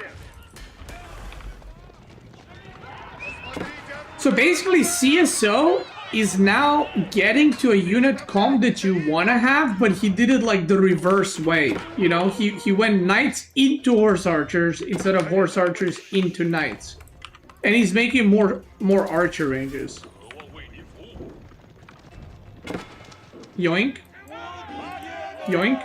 And he got Boyar's Fortitude too. Okay. Which is the bonus HP for the cavalry. Is he gonna get this one too? No. There's gonna be 2 relics to 3. I mean, alright. Fair enough. Oof. Now this feels kind of weird, actually. Because, so let me pause for a second. So, if you guys remember the previous game that we watched, Poppy versus Demu, China had a massive unit lead, but Lucifer lost a shit ton of archers, and he's investing heavily into lancers. The problem with that is Rus Knights are better, right? So they have 230 HP and Rus Knights have 255 because of Boyars. So you're basically... You're kind of doing the same comp, right? You're doing Knight Archer, in this case Horse Archer, versus Knight Archer. But Horse Archers are better than Archers because they're more mobile. And the Knights are better than Chinese Knights. So you're just doing a worse comp, but you're also behind on supply. I don't know how that exactly happened, because this was like basically 4K to 1.5K. This is also what happened in the other game we watched, and China still had more units. But Lucifer is kind of running out of food very, very rapidly. And another thing is, horse archers can kill lancers, but archers can't kill knights, which is another problem, because horse archers got base damage of 12 and archers got base damage of 7. So if enemy has 16 horse archers, you should have double that to have like similar value, almost double that.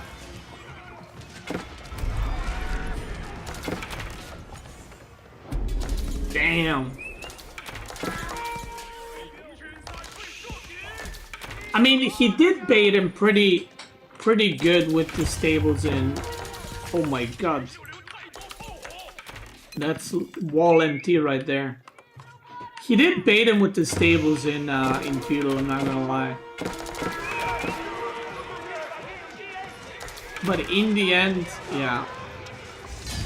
Also, warrior monks, when they hit, they give you an aura too. So it's like another layer of things.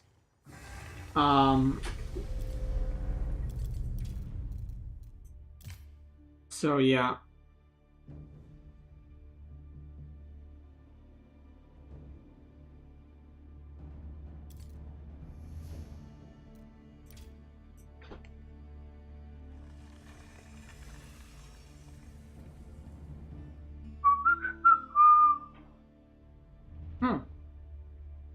Wait, no way.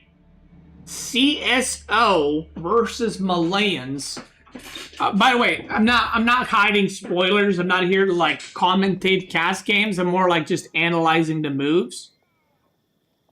So what's happening right now is it's 2-1 for Luciferon, but the score was 3-2, which means that CSO wins this game, which is wild because Malian is considered very good against French.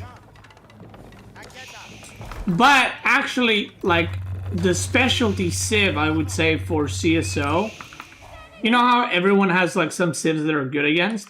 CSO loves to play JD in French. And Ayubit, I would say. But then he lost with Ayubit, so, you know. But yeah, he loves playing French, and I don't know how he plays it these days, but he used to just mass knights. Like, sometimes he will make, like, 1 archer range and, like, 5 stables, and he just goes mass knights. And you're like, yeah, that shouldn't work, but it does work. Like, he makes it work. So, I don't know if that's what we're gonna see. And this is another thing that both Louis and him do, by the way. They skip the first knight in a lot of matchups. They just go straight into scouts. Do you think Mounted Samurai would win against Roost Knight? I'm pretty sure they do. Or Mounted Samurais win, no?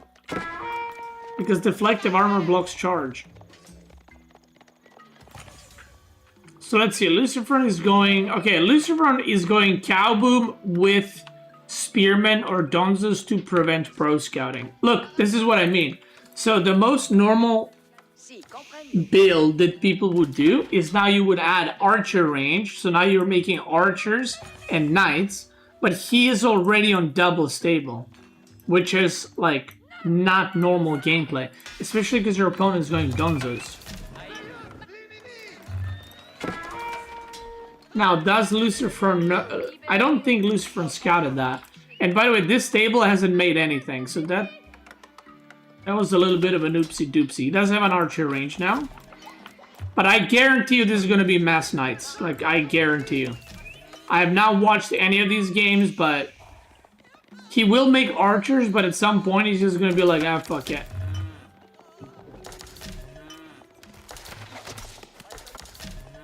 Okay, he's trying to find some damage. He ain't finding shit. Where's he pro scouting? He's pro scouting from the bottom. I mean, Luciferon only sent 1 Donzo here. This Donzo is late because 2 deer got yoinked. See, the problem with Baldland is, wow, double archer range. Yo, who is this guy? Okay, never mind, I lied.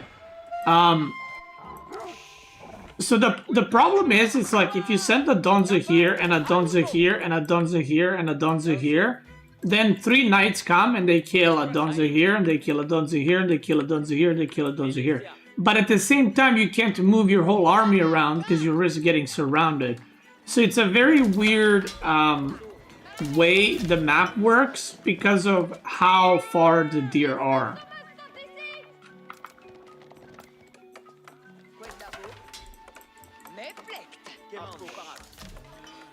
He's making another scout. He's making blacksmith. I mean, this looks pretty normal French gameplay, to be honest. It does not look like a mass knight style that I usually see him do. But it might go into mass knight style, I don't know. But it looks pretty... When I say normal, I mean like pretty standard. Now, Lucifron doesn't need to necessarily move anywhere, because he's doing cow boom, so as long as he's not taking damage, he can just sit here forever. The problem with that is, see, this is what I mean. You leave a Donzo, 2 knights come and they kill your Donzo. Ooh, he's out of food, actually. So CSO still has sheep. I haven't checked this. I've been pretty bad at checking this, but Lucifer might have found less sheep, or maybe CSO just went to deer, so he still has sheep. I'm not sure, but he has to go on berries. So, yeah, like I said, Lucifer doesn't need to move out on the map. But the problem with that is you're kind of giving up all the deer. Like, eventually he's just gonna get them all. And he's actually aging up with Guildhall. Wow, he's a changed man, brother. He saves a knight. He kills 3 villagers. This knight got saved on 0 HP. Okay, this is... Okay, so... Okay, there's a lot of thoughts coming in my head, so I'm like tripping over my own words. So, basically what's happening is... Lucifron is... playing super passive, right? Like, he's defending, he's cow booming, and so on. He kind of gave up trying to even deny Pro Scout. But there's a pretty fast age up coming in. And Lucifron... Oh, he cancels Horticulture. You could see that. He had Horticulture queued up and then he cancels. Because he's like, oh shit, I need to age up too. Because I don't think he expected this age up at all. And now this becomes a problem because this opens up maybe some kind of timing here. Is he going to get a monastery or is he just going to YOLO in? He's getting stone. Okay, monastery is going to get a stone. He's playing like a very macro version of French. This is more of a new style, but I didn't think CSO would do it. But this is more of a macro version of French where you just kind of make a lot of units, get some map control, then you age up, you try to get... He even goes double monastery. He's gonna get out of here. Destroy that wall. Destroy that wall! Nope. And he's gonna go for really fast stone. I'm assuming to make a keep so that he reduces the cost of the units. Which is... I mean, it is kind of like a French eco boost, right? Or he might even do something crazy like drop a keep here, but I would assume this keep is going to be for here. Gold is mined out. He's going in the back. Yeah, okay, he's going in the back. If he went here, I would say the keep is 100% coming here, but because he is going in the back to mine gold, the keep is coming here for sure. Yeah. Okay. And now all his stuff cost is going to get reduced. Look at this knight cost. Boop. Wow. Okay, so he has more villagers. He has less income, obviously, because Malian eco is quite good and he's got all the cows. But he is getting relics. He does have cheaper units. Look at these archers. 24 food, 40 wood. He's got good eco upgrades. He's still pro scouting. He's got 6 scouts. Bottom cleared. This is cleared. This got 1 deer. And this got 7. Oh, he got 5 kills. Okay, I missed 2 more. I don't know where they were. And now we see sofa switch. Okay. He's gonna start walling. I mean, he just looks like he's gonna play for the Red Palace. Yeah, he's got Guildhall and food, so this just looks like a Red Palace drop here. Most likely, or maybe here, I don't know. but 39 archers is pretty good amount of archers. Now the tricky part, and I always say this with javelin throwers, the more you have them, the worse they become because of the player element, because they become harder and harder to micro, right? Because you need to split, like, instead of, like, if you have 40 javelin throwers, you need 5 different control groups to target fire archers. So you kind of want to transition into either Donza Sofa or Sofa Archer. Gets another 11 villagers. Oh my god, dude, he keeps killing villagers on the walls, which is the funniest part. Like, I don't even know if he killed any villagers gathering. That is not a good engage, by the way. I don't even need to watch the rest of this fight. There's 15 villagers in, and there's a keep here. That is potentially the worst spot you could be fighting in. And there's monks healing too. Okay, that was a really bad engage.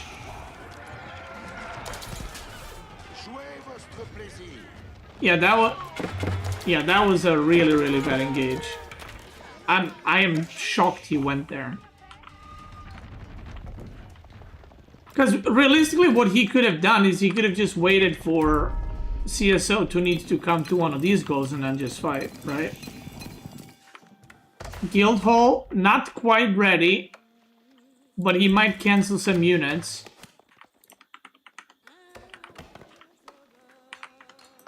Yeah, he's got way too much gold. The macro machine is off. I was like, what are they charging? So what are we gonna see? We're not seeing a lot, actually. We're seeing sofas. Oh my god, sofas didn't even have imported armor. He's just making more of the same. And there's the Red Palace. Yeah, and I think this is like... Okay, now Lucifron is killing the workers building walls. 4th relic? Nope.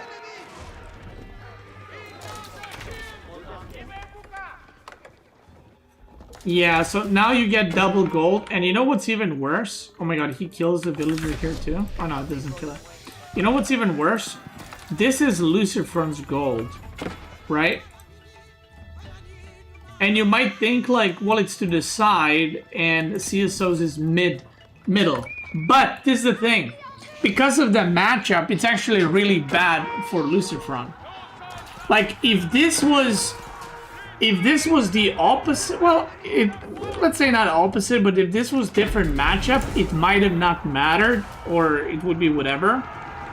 But because he's playing French, having Red Palace covering Sacred Site, Woodline, Gold, Berries, Tiny Woodline, and Big Gold is insanely massive.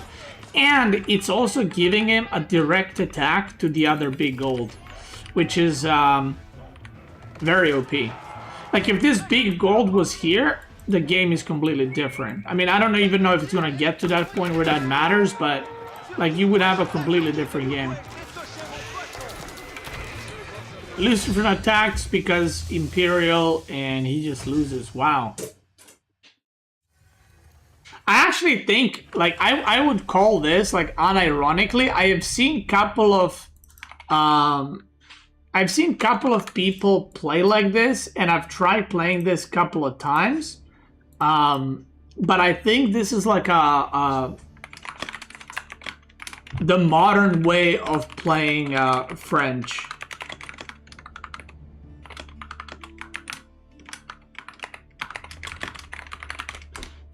In my opinion, because usually French is considered like you have to all in, and you can still go for all ins, right? You can still commit in feudal, or you can still go full baboon and all that. But realistically, I feel like you don't need to anymore. It's one of those things where if a civ is played long enough the exact same way possible, or the exact same way every single time, people don't really look like, okay, what else can I do? They just keep doing the same thing over and over.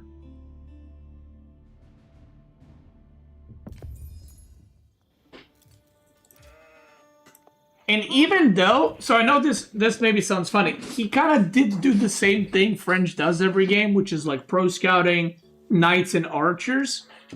But the way he moved his army was not to fight; it was just to, like map control, pick up some villagers building walls, and then going guild hall. And his ultimate goal was to actually not attack at all. If you look at that game, his archers last game never crossed half the map. He just stood there the whole game, and then Lucifer is like, well, I have all these units, so I guess I'll attack. Took a bad engage, but then the Red Palace came in, and then it's like, okay, well, I'm very, very, very far behind, so yeah.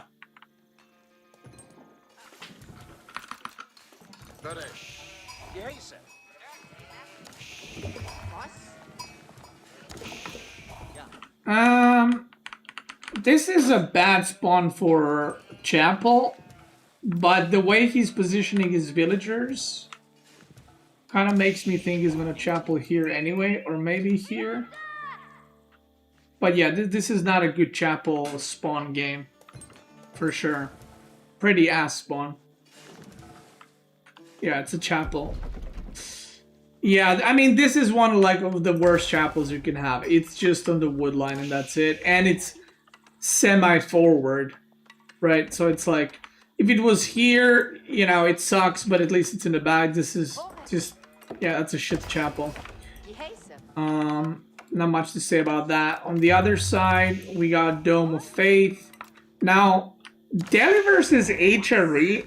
Honestly, this matchup used to be a freebie for HRE, I think. And we already see Lucifer is going to go Pro Scout.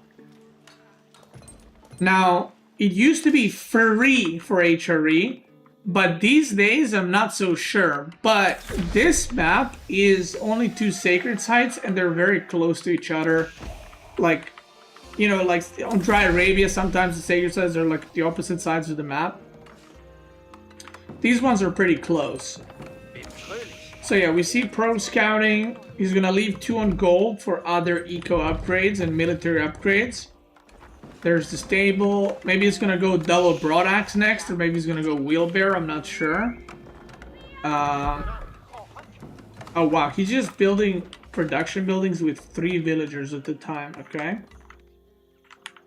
So he sees the stable, so he's going Pro Scout into Spearman immediately. And considering he's practicing with Vortex, I would imagine Archer range, yep, right there. Because this is exactly how Vortex plays HRA. So, okay, he went Survival Techniques. So yeah, this is just going to be Spearman, potentially Horsemen, and definitely Archers. Now, sometimes you don't go Horsemen, sometimes you do. It depends what the opponent is doing, but there is the Horseman and there's also Archer range from CSO. So both players are doing the exact same comp, except one player has faster infantry and the other player has better Horsemen, aka Ghazi Raiders. So that's the trade-off. Really fast blacksmith, actually. Wow. I'm a bit surprised by that. I don't think that's worth it, to be completely honest. On like 5 archers plus 1, I would rather have wheelbarrow or double broadaxe here. Like 10 archers, okay, but on like 5 archers, that's seems a bit low.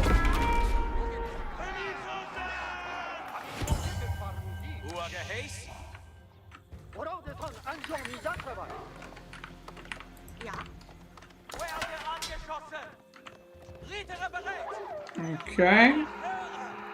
He's going to run away right there. So now it's a game of like Lucifer is trying to deny Sacred Site, and then CSO is trying to defend Sacred Site while denying the Pro Scouting. But all the deer spawn in really good spot for Lucifer, so he's not going to have any issues getting damn deer home. And this is not capped.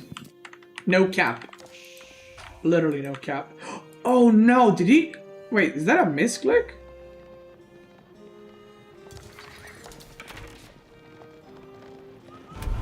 I wonder if he misclicked that.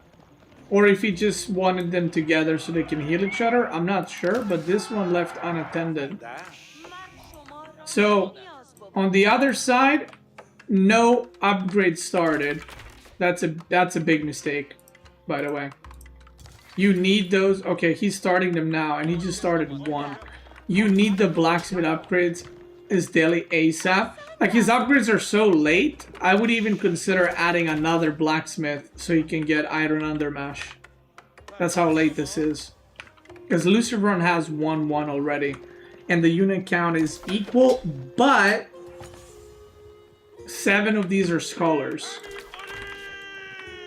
So this is how this matchup goes.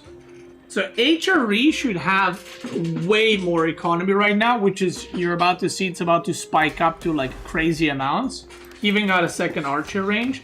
The reason for that is deer under chapel, while Delhi is still on like sheep and berries, and there's deer coming out now. The problem is the upgrade timing is so late that if they fight anytime soon, it's going to be a disaster.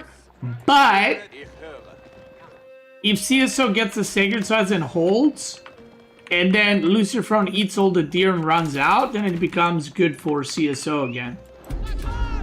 But that's kind of the why HRE is so good, because you get pro scouting and then your income is fucking insane. So, yeah. Yeah. Now the scholars regards to healing, I don't like this at all. Like, these should be back. Yeah, you see he's making second blacksmith. These should be sent back at home, and he should just... Oh my god, he's taking his deer. Yeah, I don't like this at all for CSO. These need to be in mosques until the +1/+1 is completed. He's target firing the spearmen. He only has Ghazis and very few spearmen. 4 spearmen. Yeah, I don't think this is gonna go too well. And he's just target firing scholars right now because there's no spearmen on CSO side, and he takes a really not great engage. This is another thing that I don't like going spearmen at all with Delhi in this matchup, because what's the point? Because your Ghazis beat their horsemen and their archers. So just do Ghazi and then make archers to kill the spearmen, right? Your spearmen only kill horsemen, which you don't really need help with. And even without an upgrade, he takes a pretty decent trade, which is I don't know if it's funny or sad, but he takes a pretty decent trade, and he didn't even queue Iron Undermesh here. By the way, I don't know if you guys know, but CSO is one of the lowest APM players that we have in the pro scene. He's got like pretty low, like 130 APM, I think. Maybe 150, something like that. Someone can correct me on that, but he's got pretty low APM. So maybe that's kind of what's messing him up. Yeah, he sees now, but yeah, he lost all the scouts. So he actually he's not gonna even make more scouts. He's just gonna go gather the deer. Now, look at this. Luciferon is about to run out of deer. You see that? There's 2 here, and there's 3 here. So he's got 5 deer remaining. So Luciferon is not necessarily on a timing, but his economy is about to drop massively. Now look at this. You see where the lumber camp is? You might think this is a mistake, but it's not. If you're like, why doesn't he make it here? Because every time the villagers come to drop off, they go in range of the chapel and they get inspired. So basically, Luciferon's 34 workers out of 42 are plus, what, 35% gathering rate, right? It's 35 now? So his eco is crazy, and you can see it in the numbers.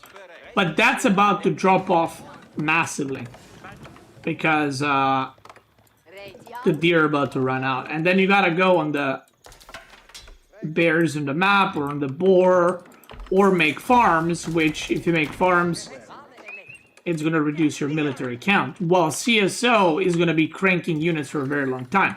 So that's kind of the push and pull mechanic that's happening in the game. But yeah, right now Lucifer definitely has quite a bit more units. Only 8 Ghazis, and that's his whole front line. Wait, where are his scholars? Tamam be şurada. Huh? He's got 6? 3? Oh, 4, 5, 6. Okay. Never mind. Never mind. Never mind. He loses a villager there. Hey, GG Doug, how are you doing? My name is Doug. GG Doug. Okay.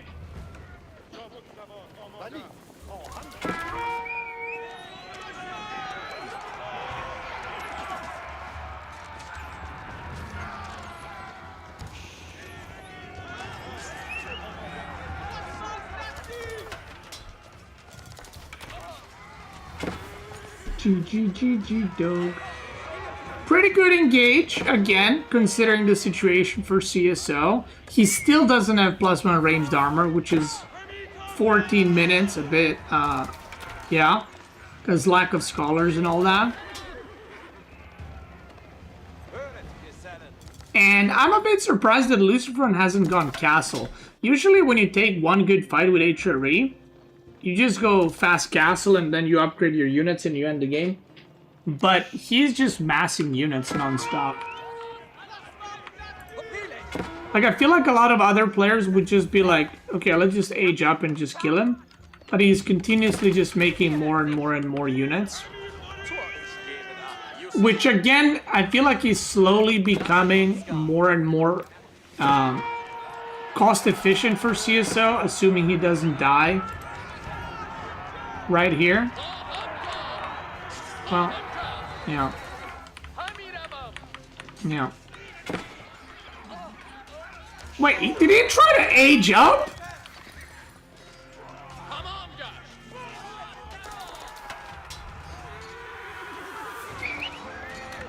Look at the resources. I think CSO was trying to age up. And now he's back into unit production because he's like, oh shit, he's still making units. Because again, it is unusual for HRE to commit this much into feudal. And look, he's out of food. You see that? So this was the time where the wood income becomes very inefficient because it's so far away. He just ran out of food. He's on berries. And CSO still has a lot of food gathering, like a lot of good food gathering. Deer, berries, berries, berries, because daily berries are good. But then he tried to age up and he just ended up dying. So if he used up, he had like 800 food at one point. If he used up all the food for units and just kept fighting, and Lucifer didn't age up, then Lucifer economy goes like this. Whoop. And economy for Delhi stays pretty good.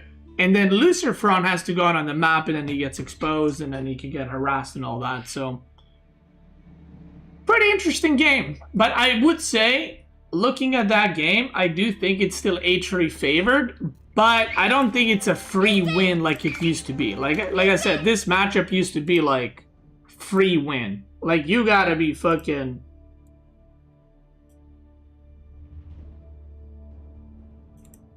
really bad to lose that matchup like a year and a half ago or something like that.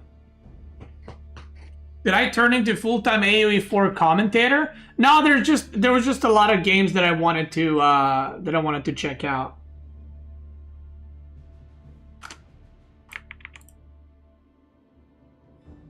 But what's up? What are you doing? Huh? Oh, what's up, GG Doug? Are you smelling food on my table? Yeah, you are. Okay, again, I'm not sure if I'm gonna upload this. We'll see. But if I am, thank you for watching on YouTube. And if you're watching live, let's keep going, brothers. Let's keep going. All right, what other series did I want to watch? Oh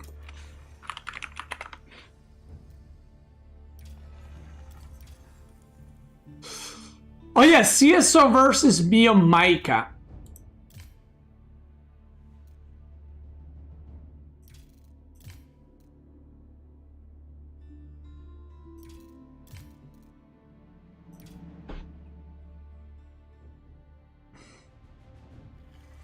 What's up, Tete? Wait, or do I watch Magic's video now? No, let's watch this one. Let me take a quick bite, because I'm hungry. 07.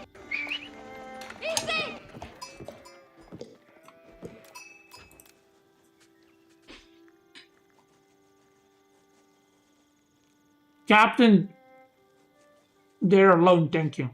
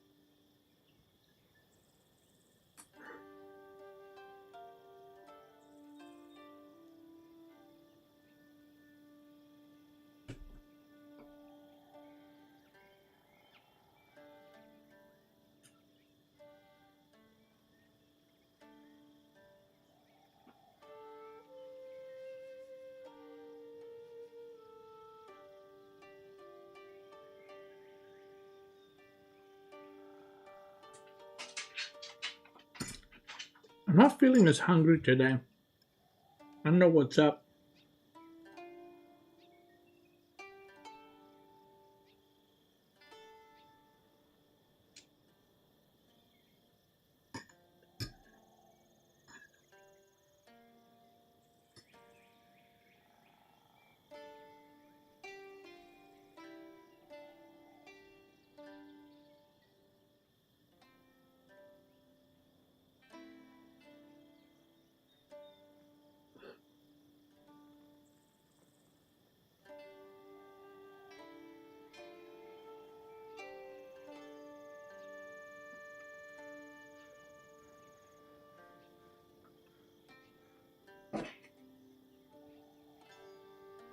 Okay, let me get a bite of that carrot.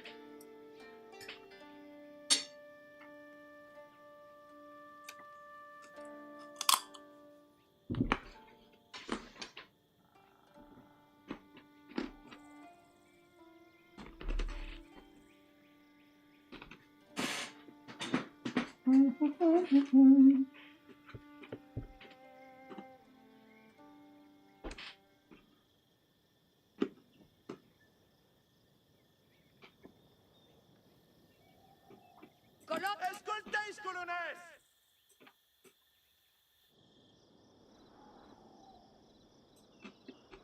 Wait, that's a cool thing.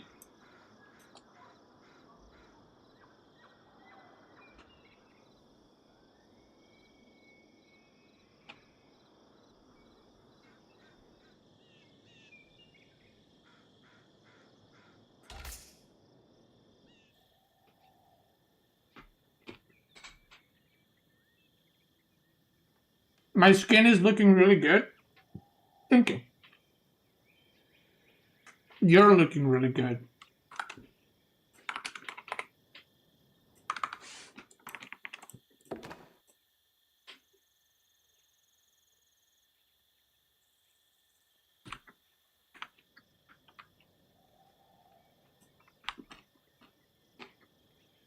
So I'm just chewing and then I'll start.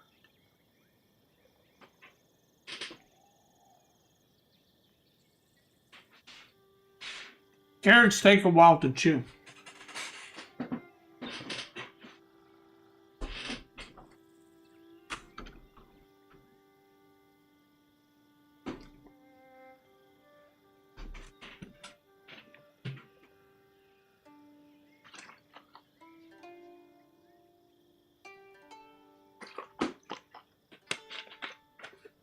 When am I planning to start the How to Play Like a Pro series? Hopefully this week.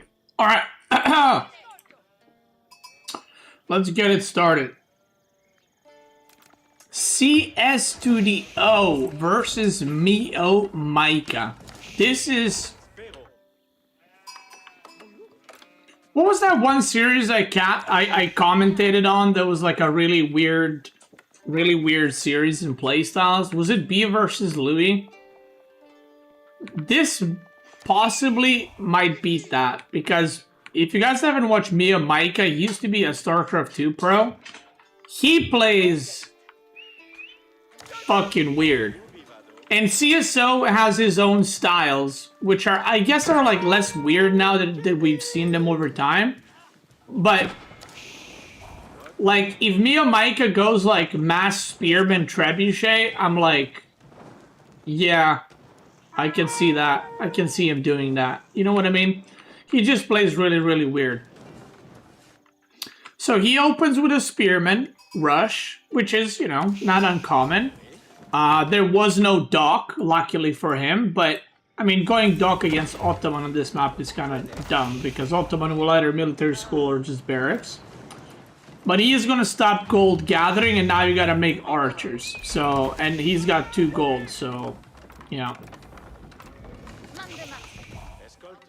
Oh, wow! He sees the spearman running, and he jumps on that shit.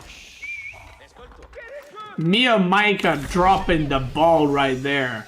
Not only dropping the ball, but then kicking the ball, and the ball bounced off the wall and hit him right in the fucking nose. And he broke his nose somehow from a ball. He went to check the other gold, and he just rushed the tower.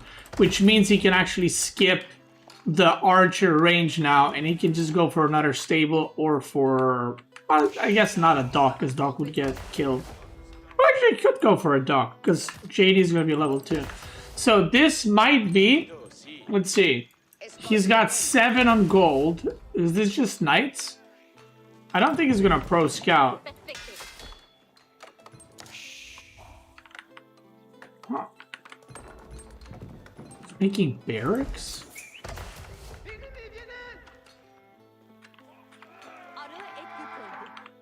What? And look! Sultan Hani Trade Network, and he's making traders. This is what I'm saying. This is what I'm saying, boy. When was the last time you've seen this strat even attempted? Is he gonna make more? That's crazy. Yeah, Mio Micah is wild as fuck. Like, okay. People think like B or Louis or CS are wild. I think Mio Micah is like twice as wild as them. No joke.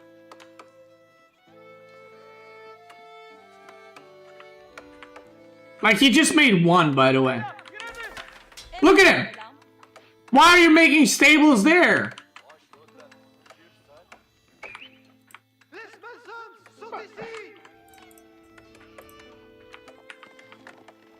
By the way, how the fuck did... Dude, CSO's got the Omega brain. He made barracks before stables was even put down by Mio Micah. Maybe Mio Micah doesn't know how Ottoman is making another trader.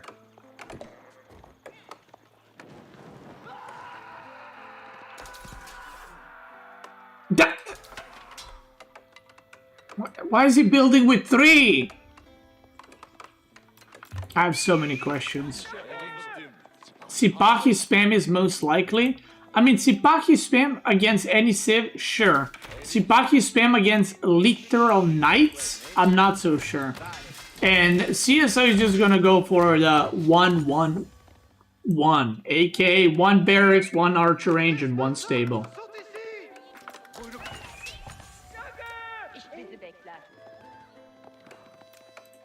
Faster trader production with blacksmith? Yeah, that doesn't work. He's got 6 traders now. This is already such a bizarre game. And bro, he gets horticulture And then the first upgrade he gets is Bloomery for +1 attack.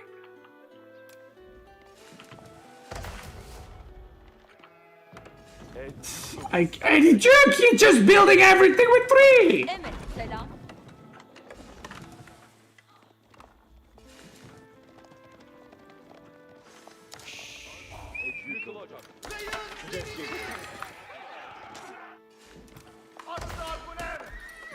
Okay, this he builds with 1. That's probably a misclick. He gets +1 range. So what's the plan here? He also went imams, by the way. He's making Mehter now. No military schools, by the way. Which he could actually buy stone if he wanted with gold. Oh, Sipahi goes down. For a scout. Okay. CSO making a dock.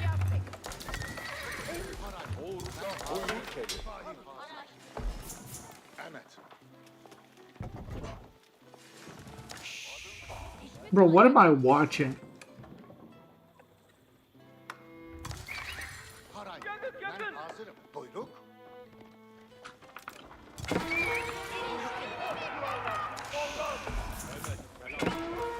He's out of food already. They both are. Okay, and what now?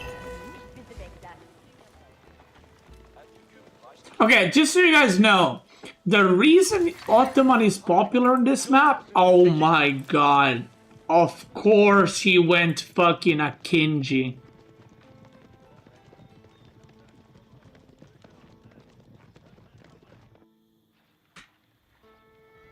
Okay. So, the reason you play Ottoman on this map, generally, is because of this Vizier point. It gives you 10 sheep, because there's not a lot of food on this map, other than fishing, right? The deer pack is 5, and the food is pretty far away, and there's only 1 extra berry patch. So, the reason you go Ottoman here is because you can get 10 extra sheep, and you go the other landmark, which gives you a shit ton of food. But Miamaika is not only... Oh, and military schools, right? You get units from military schools. So you save a shit ton of food as Ottoman, and you don't need as much food. But Miamaika is doing the exact opposite. He's like, I'm going to pick Ottoman on this map, but do everything opposite of the reasons why this city is played on this map. He's just making Sipahi, and now he went for a Kinji, but he doesn't have archer ranges. And someone asked, do a Kinji even cost gold? No, they cost... They don't, right? They cost food and wood. Like 80 or something crazy.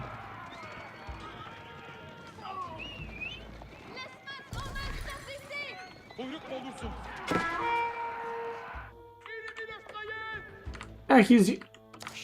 Where are the villagers? Oh lord. 28 villagers.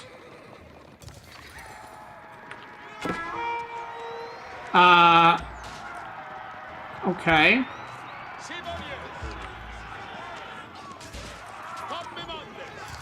He needs to kill this JD, or is she about to farm XP like a mother trucker? Where's the imams? Oh no!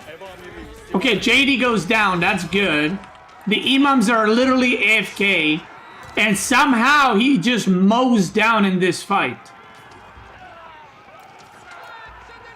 3 knights are like HP. 1 down, 2 down.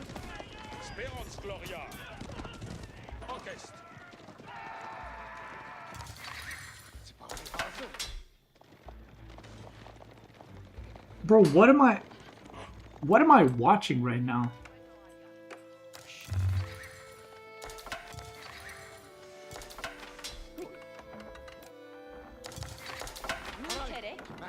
Look at his worker split. 36 on food, 8 on wood. No lumber camp even.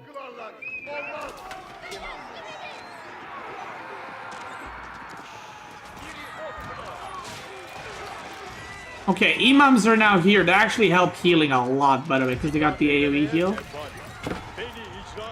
Nah.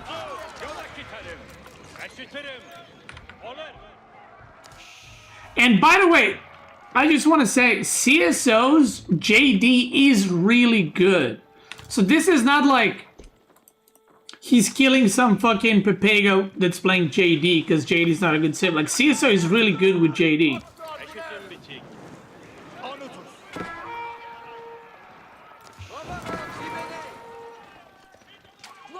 Ooh, that'd be a sick pickoff. Oh, he's got so many dogs. Holy fuck, I didn't see that. I mean, there's 4 worker kills, and Mia Mike is ahead.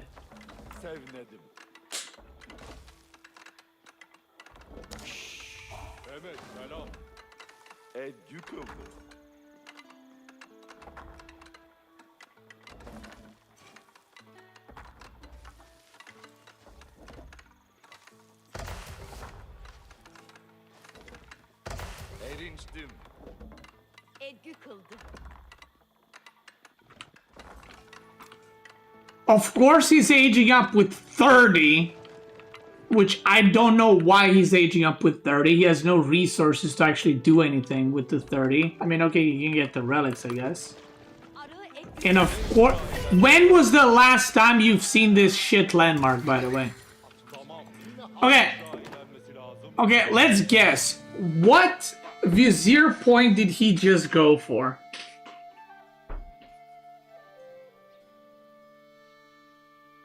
I honestly can't guess. The trader one? Oh, he didn't. Wait, he didn't pick it yet.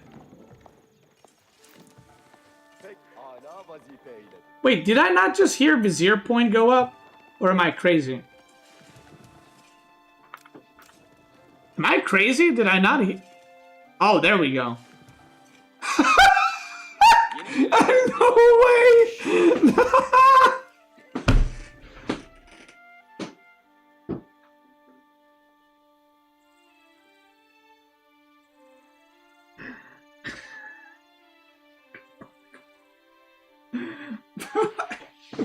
No way.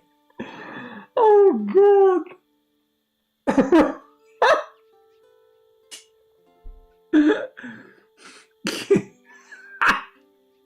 Spawn 2 janitors for each one of your landmark town centers and military school. He has no military schools!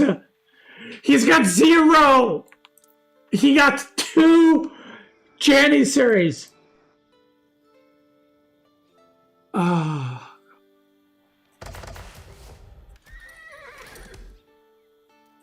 You know, I was like, okay, the trade one is the last one. I was trying to think what would be the worst one. I was going to say Mechter, because he already has Mechter, but I was like, now he's going to go for that, because this makes too much sense, because it gives food and villager mining speed, right? I was thinking about maybe this, because it's like, it reduces the fucking cost of town centers' defensive buildings, even though he has no plan of making them. This, I mean, he has no military schools. This one would make too much sense. I didn't even consider this because he has no military schools.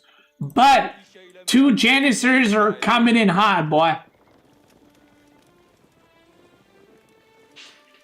Yeah, they're fucking... Bro, they're about to change the outcome of this game. If he wins... Look at this. Look at that. If he wins this game, is the 2 janissars... Oh! Okay, he's gonna take them relics.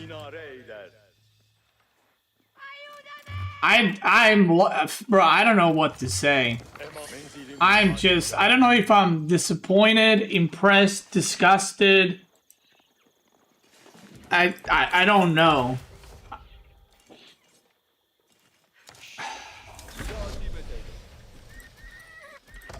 If you guys don't know what this landmark does, because you've probably never seen it in, like, not in pro play, but in any of your games. It doubles the Imperial Council experience around the landmark and increases Vizier point limit by 3. Which means that if you produce anything from military buildings in this range, you get double experience for your Vizier points. He still doesn't have military schools. And now he's like, bro, I need men-at-arms. And I'm gonna build 2 houses here next to the blacksmith. Okay. By the way, let me just explain this, right? He rushes age up with 30 and then doesn't upgrade Sipahi, which he has 23 of.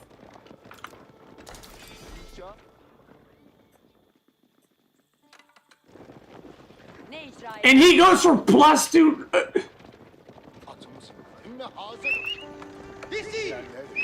And now he's making knights. Oh my god, he watched Magic's video. Oh my god, he watched Magic's video. He know. Oh my god, bro, upgrade your Sipahi. Nah. Dude, he saw Magic's video and he's like, bro, Ottoman Knights are the best thing in this game. What rank is he? This guy almost beat CSO. CSO almost beat Luciferon. Luciferon last week beat Vortex. Think about that. Okay? Think about that. Says the guy who forgot to upgrade his Donzos.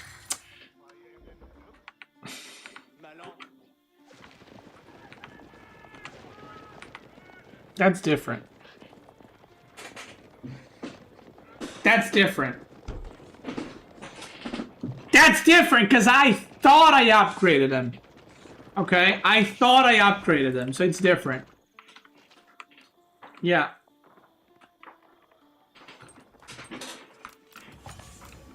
Yeah, he just got no military. Oh, there it is. Okay.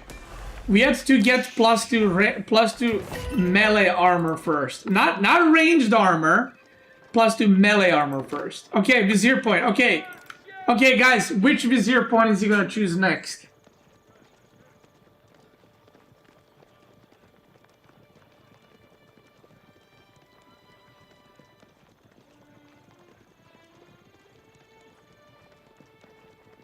Okay, he has trade, one, bombard. Oh, fuck, we can see it here. Never mind. Never mind, spoilers. I was gonna say, how funny would it be if he goes for siege cruise and he doesn't have any siege? That would be cinema. Relics are on the floor. That's where I put my relics too. They generate dirt per minute. Okay, here we go.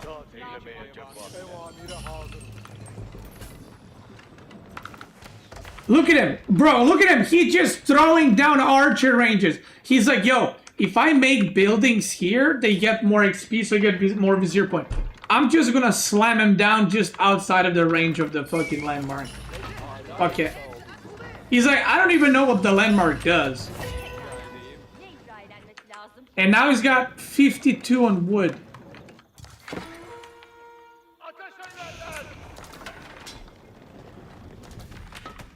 Is he buying food? No, he's not.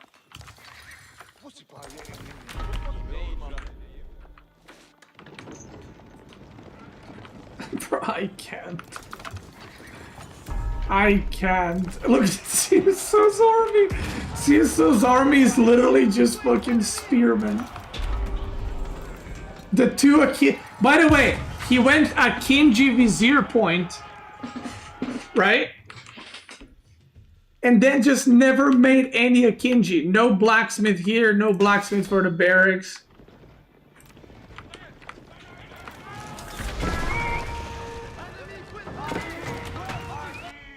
Okay. 3 relics. Okay. He's going back. No, he's going forward. Some night harassment. Okay. Keep pushing in. He's just killing the barracks.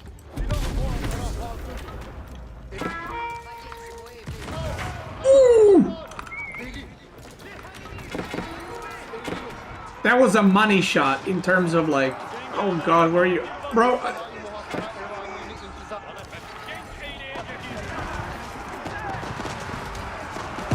Okay, Sipahi needs to be in the back. He already activated the ability. Oh, Lord have fucking mercy.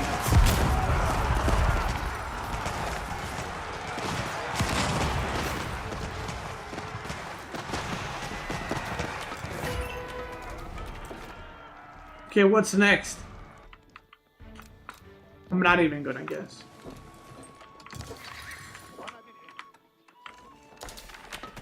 He's not taking anything. Okay, he took trade bags now.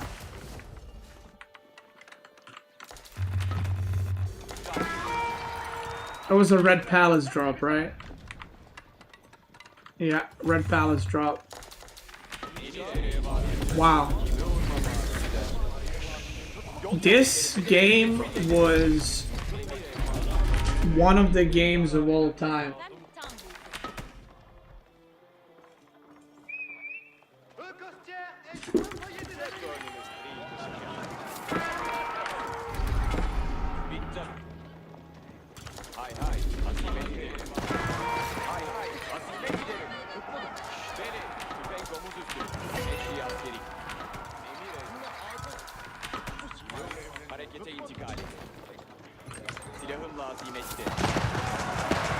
Okay, hold up.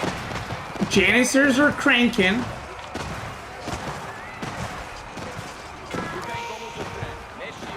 But not cranking enough.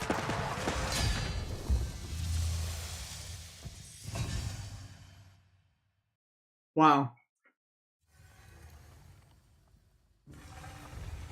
That was...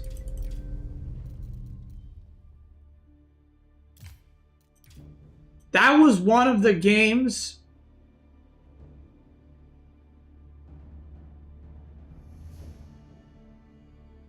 that I have watched, and you have also watched it with me.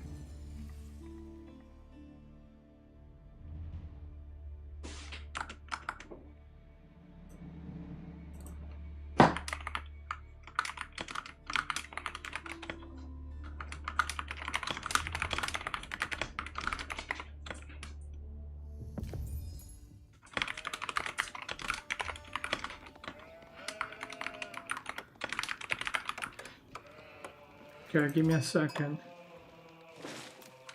Wow, that was magnificent work, actually.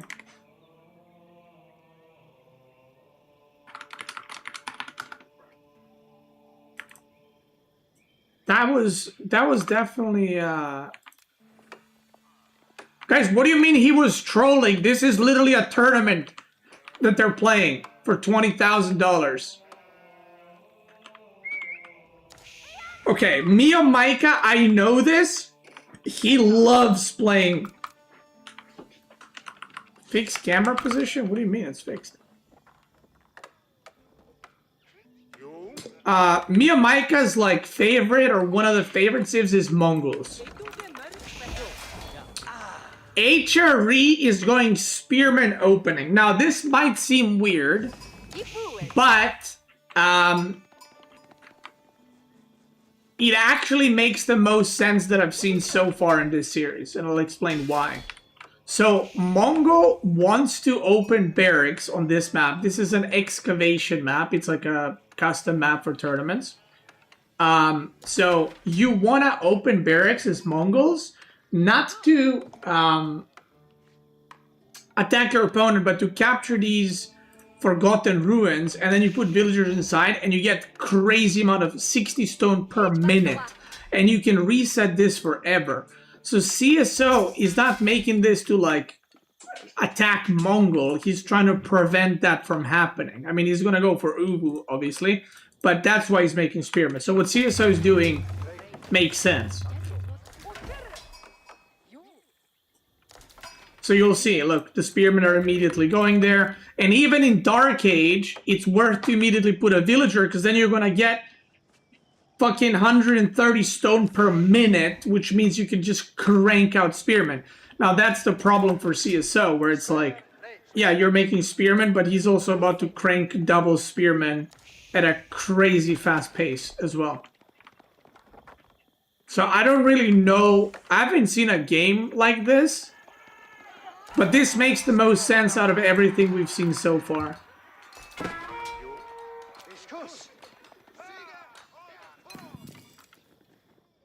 Okay, and Mio Micah actually just stops making spearmen. I don't know if this is the correct move. Because I feel like he... Look how much stone he has! Look at this! He already used all his stone. I think he should have just kept making double spearmen. I think this is a... Ooh, okay. Hold the phone. Okay, gets a villager. Okay. But he loses Ubu though. And he needs to pull the... Okay, he pulls the villager away. I don't know if that's worth it, I'm gonna be honest.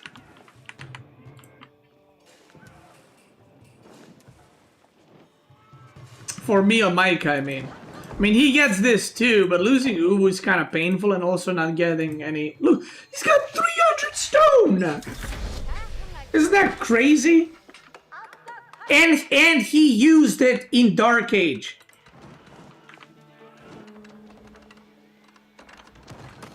How do you feel about this map? I mean, I don't know. I feel like it's just useless for so many Cs, but then for Mongol, it's just absolutely... Like, Mongol is broken on this map. So it's a bit of a weird one, you know? Okay, double archery range. Probably want to move this here, maybe. Is he going to upgrade his spearman? Probably not. But let's see.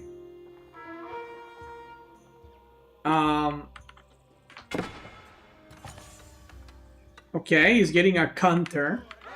Don't tell me you're gonna go like mass counters or something. No, he's not. He's not even gathering gold. Okay, he's just going.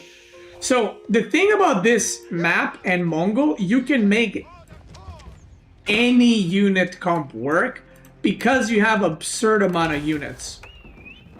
Like, you can go, even though technically mass archer shouldn't like work against knights or horseman comps, because of the amount of stone you can get. Because it's not only this one, you should capture this one too, and then this one, and then this one. You can go mass Mangudai, you can go mass Keshiks, but like the amount of units that you would get is like so unexpected for an opponent if you haven't played against it or if you haven't practiced against it. It's fucking wild. So didn't upgrade his spearman. He has no gold though, so I guess that's fine. Wait, why is this thing now here? Shouldn't it be like this? Yeah, shouldn't it be like this? Why is it here? He ran out of food. Okay. He's just gonna go put in berries.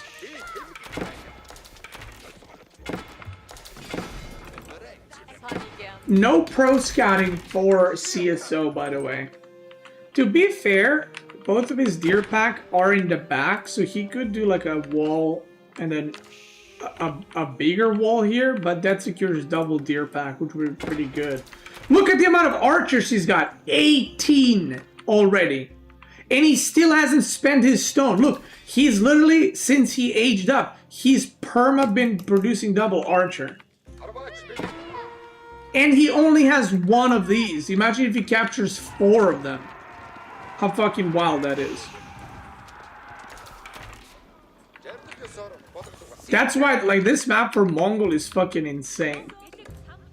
Okay, he's making a tower here.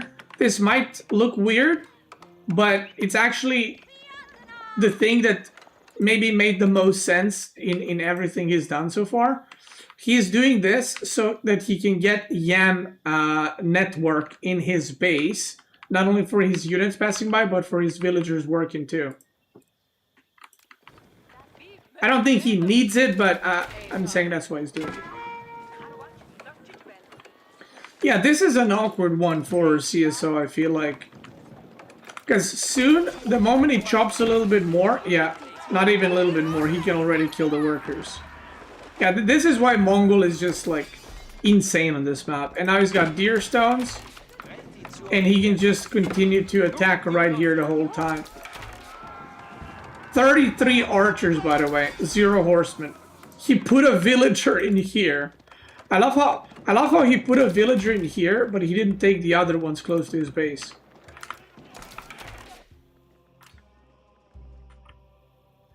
Oh my god, he doesn't have a villager here. Oh, la, la. Oh, another villager? 5 villagers go down. Like, that's a disaster already. He took the villager out to make an outpost right here. I don't know why not there. Don't question the master. Just watch and learn, kids. Just fucking watch and learn. Okay, so CSO is doing the thing I mentioned, except he's making a... I guess he's making walls there so you can get the bears and golds too. That's fine. He doesn't realize he doesn't have this one, by the way. So his unit count should be even higher. Now, there's no wood gathering. Food is looking ass. So Mia should know that the only place his economy can be is this side. He uses the Screech. He still doesn't have a villager in here. Mia I noticed he puts like all of his villagers on the same fucking food source. Okay. That was interesting. I don't know why he just doesn't go here.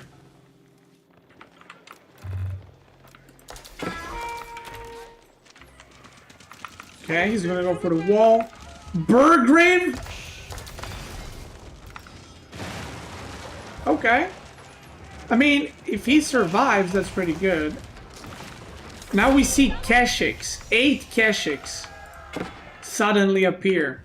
Uvu is depleted. Now the problem is, guys, he's got the castle man-at-arms, and that's great. The problem is when you have 70 archers, you can see what happens. While castle men-at-arms do counter archers, if 71 of them shoot, they kind of just die. And now he's camping Burgrave. Okay, I mean, now they're tanking a little bit more. He's focusing down the spearmen, I think.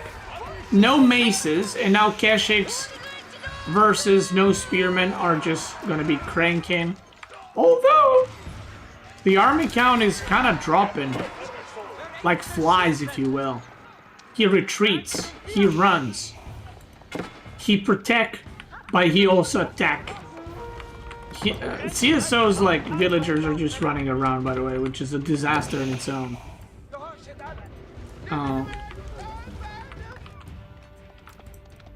Capture this, didn't put a villager. Oh god, he doesn't have a...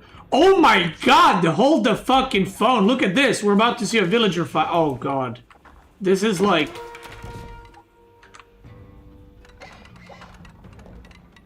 Is he gonna notice?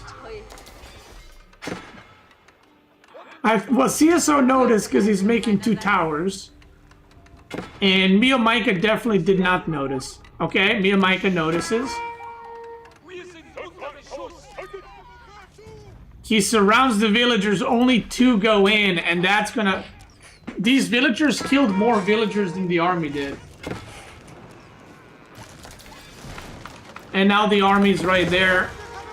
That is... I mean, listen, sometimes you do a move like that and it works and it looks like genius. Sometimes you do a move like that, you get found and you feel dumb. You know? It is what it is. He still has not replaced the Uvu. He's going Kurultai. And there's 17 men-at-arms right now. I don't know how he's not just dying here. Heavy maces is coming. Archer upgrade is coming.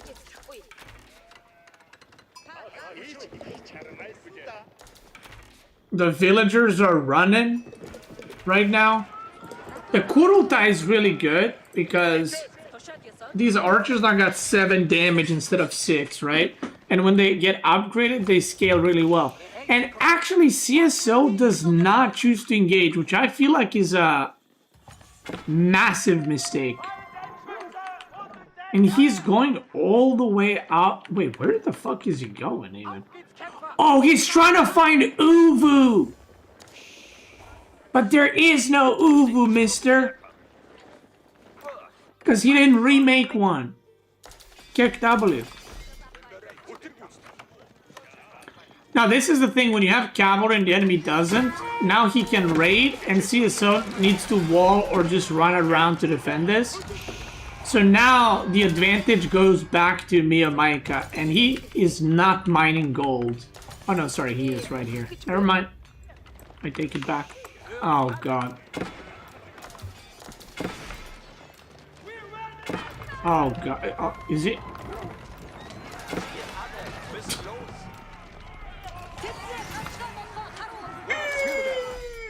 Okay. He does not... Okay, guys. He hasn't had any stone income in God knows how long. And he just isn't capturing any of them either. But he did kill 15 villagers, which is pretty good. I was gonna say, is this gonna be fast imp? But then he just spent all his resources. Okay, we need to speed up because this series might be actually really long. I'm just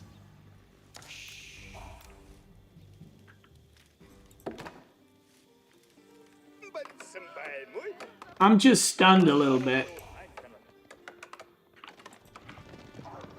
Okay, the villager goes in. Boom. Wait, is Uvu replaced? Yo! Let's go. Palace of Swabia is coming in. But so is the Mongol army. Move it closer. One more closer. He ages up. Sprinkled in placement. Nobody's got any relics. Kurultai right fucking there. What are we doing right now? Are we making rams? That shit goes down. Attack speed! Attack speed! Attack speed! Attack speed! Attack speed! Attack speed! Attack speed! Attack speed!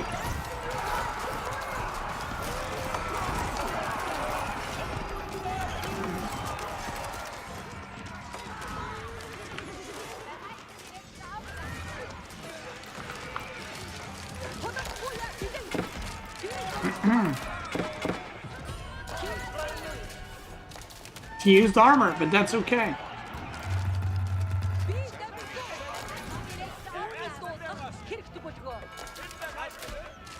Okay, university. I mean, he just looks dead. Usually you want to have like sprinkle towers or bomber towers with relics. And now he activates movement speed. Okay. That was clutch movement speed. Fucking love that. And he just gonna... Wait, does he have anything upgraded? Oh, elite men-at-arms and elite archers. Okay. And he's getting elite army tactics. That's kind of crazy, actually. Crazy that he can afford it, I mean. Good for him. Not a bad choice, just an unexpected one. Kaganat Palace is coming in. Age up completes. Kaganat Palace right there.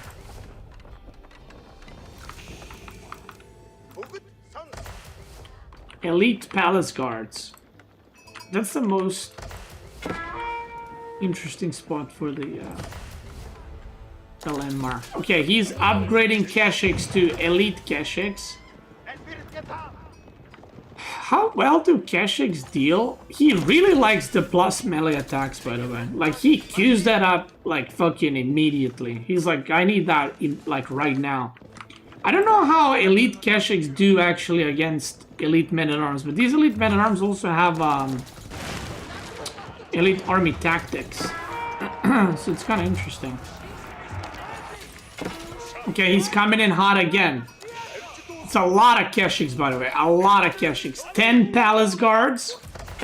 Knights are getting produced next. More stables. We're pushing in. Oh god, there's nothing here. See, this is why cavalry is king in top level games. Because look how much he can harass and move around. And CSO is like so slow moving around because it's just infantry shit.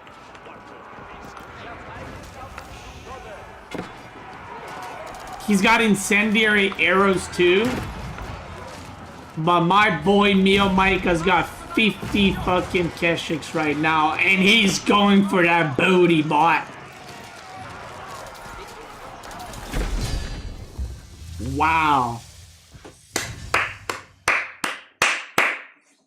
By the way, I just want to remind you, Magic said Keshiks F tier or D tier. I'm gonna have to call him out. Do you know what I mean?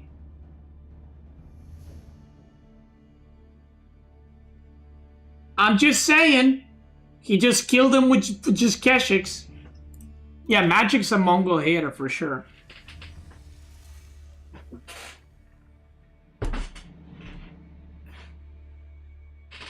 F tier compared to other knights? I don't know about that. I would rather have Keshiks than Abbasid knights. Do you know what I mean? Okay, guys, this is game number 3, and I'm closing in on a stroke. And I mean a stroke in my head.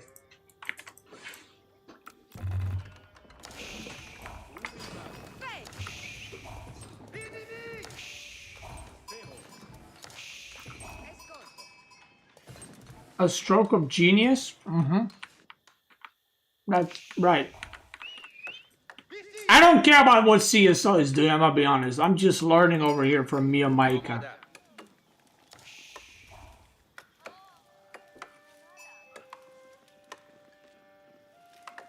Betting the GG dub.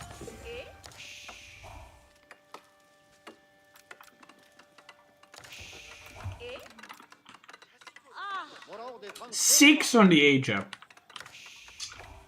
Okay, I never seen this build before. I can tell you that. By the way, this is a very rough match for Delhi. And also, CSO's French is really good at the same time. So, yeah. Okay, he's aging up with 6. He's making a scholar. He's not going to have resources for another scholar, by the way. He needs to put another villager on the gold. We are getting forestry first. An interesting choice. And then we can't even get sanctity, so I'm not really sure why we rushed the thing so fast. Horticulture, so no pro scouting for him. Okay, we got another scholar coming in. Dude. But I know you want to eat my food, but you can't. Bro, look at this. This man. Dude, just give him +1 melee attack. Do you know what I mean? Just give this man a +1 melee attack. That's all he wants. Okay, so CSO, whatever. Stables, archer ranges. I'm learning from Mia Micah right now. Okay. Okay, looking good, looking clean right now. Okay, he went away from the gold over here, and then he ran back over here. Okay, that was an interesting move. We're not gonna get any further upgrades in the mill. Making some houses, no survival, no pro scouts. Okay.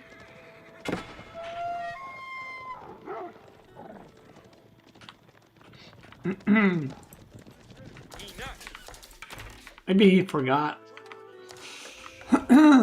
What is he getting second?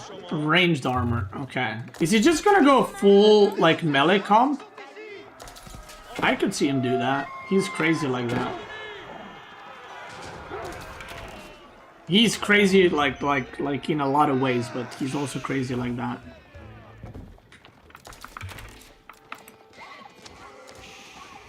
Okay, he kills his own deer. I'm assuming so that CSO doesn't, like, right-click pro scout him. Could also do here, I guess.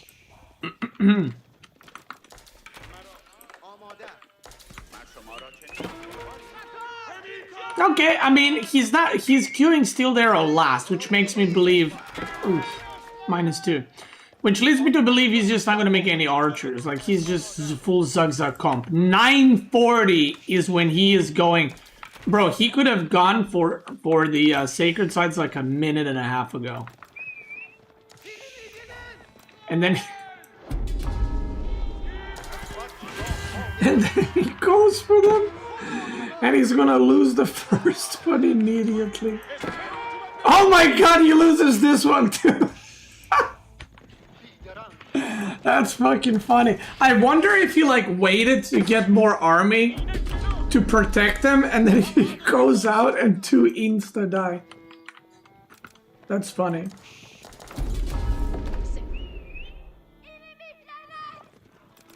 That's really funny.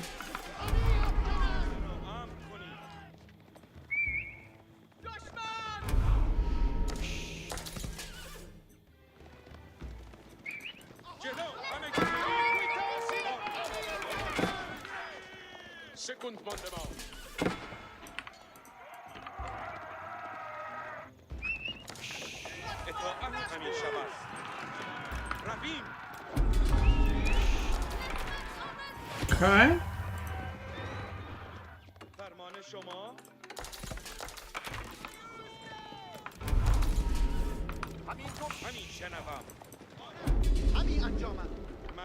So he is going for... He's definitely not pro scouting. He's against that. But he is going survival techniques. So he's going to yoink them deer. And CSO got a lot of units. But... So does Miyamaika. Now these comps, the more archers you have, the better value you get. Why was there was a villager that just died? Because this kind of comp is very good when you have like 15 of each, let's say, and the enemy has like 10 knights, 15 archers, or something like that. Because you can mow it down. But the more archers there are, the more DPS the archer army has, so you can actually kite very efficiently while killing a shit ton of units. And obviously the more knights you have, they're very space efficient, which means like if we're fighting here, the knights get more value than this army, right?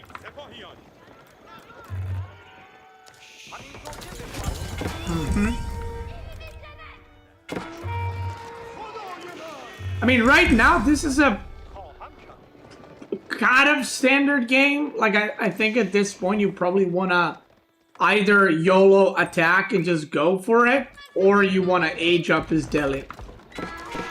And he is just gonna YOLO attack, which I like.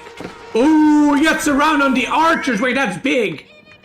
That's big right there, boy. Oh my god, he catches him on the age up too. He's twisting his nuts in every way possible right now. But he also did lose 26 villagers, so, you know. Look at the army! Bro, break that wall! Okay, so the knights are upgraded. Dude, I'm not even joking. I am not even kidding. If I'm Delhi, I just go landmark snipe here. Like, just kill the guild hall and just kill the TC and this. Literally, just pull the villagers too. Fuck it. Just do it. He's got 10 units there. Oh, la, la. He's trying to find villagers, but you're so far behind, brother. You need to just fucking... I mean, now he's got a unit, and then he's got man-at-arms now, and the villagers are just running. They're literally running here, to here, to here, to here, and there's also villagers there. And now he goes in when there's like a fuck ton of more units. And he wins, but he loses a shit ton.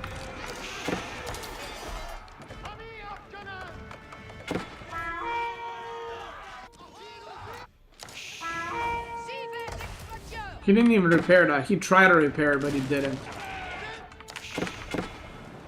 This is the thing is, CSO has a lot of workers, but they're kind of all running.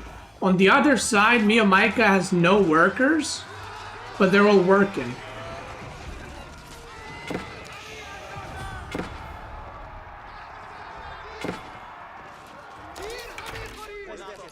What a weird game. I honestly feel like the moment he killed Guildhall, if he just right-clicked on TC, it's literally GG. Because then you can just A-move the production, you pull units from your base and everything, like literally villagers, and you just fucking snipe the School of Cavalry. Because he knows he lost fucking million workers, you know? Like, it's not like he's like, oh my god, I'm behind on workers. He should know he lost like 30 workers in that exchange they had.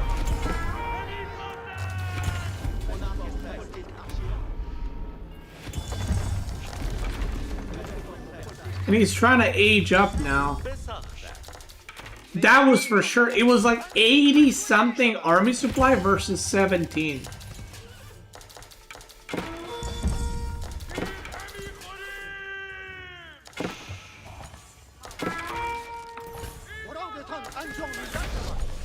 I mean, he's gonna age up, but like the worker difference is, you know.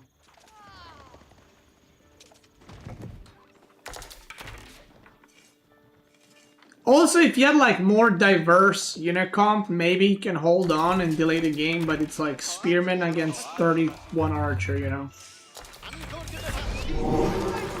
And now, of course, he's making just pure Lancer. As you do.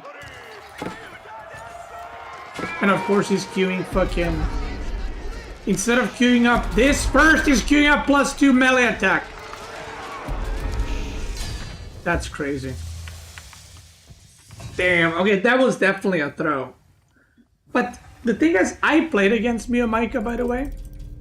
And I think the last time I played against Miyamaika, I think I won 3-1. Or maybe it was a 3-0, but I almost lost one game. This was like, I want to say... Oof, I don't know when it was. But... I almost lost a matchup and a game that I should never lose on a map that was like good for me.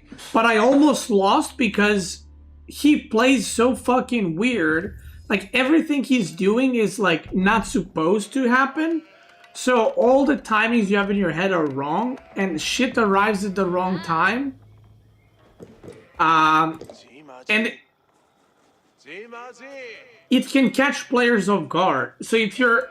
Like, I think Miyamaika against someone solid like Marine Lord, I think it's like a 10-0 for Marine Lord, right? But Miyamaika against someone that also plays a bit weird, like CSO, or like... Or like has their own style, whatever you want to call it, or people that are used to dictating the tempo. Like I feel like Miyamaika has a lot better chance at beating CSO or like B or like Anatan than someone like Wham or Marine Lord or Poppy Pod that are more like straightforward, because they're just gonna win on mechanics. But because CSO is kind of playing weird, you can see CSO is usually the one dictating tempo, but he's like defending himself from like every side and sitting in his base, which is, right? Like someone might watch this and be like, why is CSO not being aggressive? Like on excavation, he's sitting in his base. In that last game, he's kind of, you know, almost losing. In a matchup, he should be winning, and it's because he's playing against someone who plays weird. And when you play against someone like that, you need a metric crap ton of not only experience, but you need to be adaptable, like, in the moment. Like, you need to... Like, that last game, you need to see that amount of Ghazi and Spearman and be like, I can't raid, I actually need to go home and camp. Even though I'm playing French. So, yeah. Okay. I mean, can't really get a better meditation. He could have put it here for gold, but... could he? No. Could he catch this? Get those? I'm not actually sure. But, you know, doesn't have the greatest meditation spawn. So now I'm curious. He's got 6 on gold. Watch this.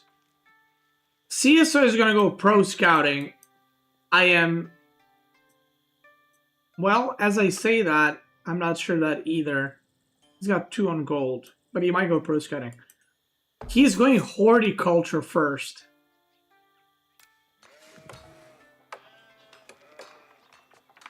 And he's got 2 IOs, and he's chopping straggler trees. Is it Fast Castle Bold Monks or something?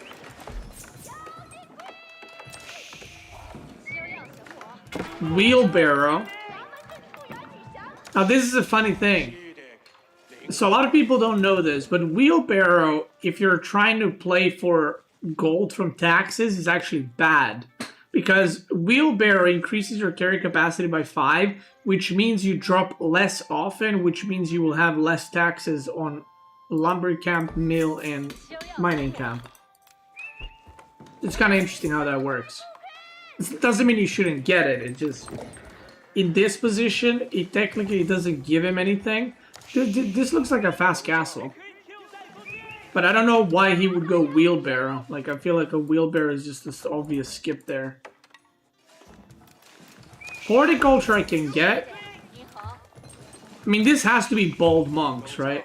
As I say that, it's probably going to be the other one for no reason.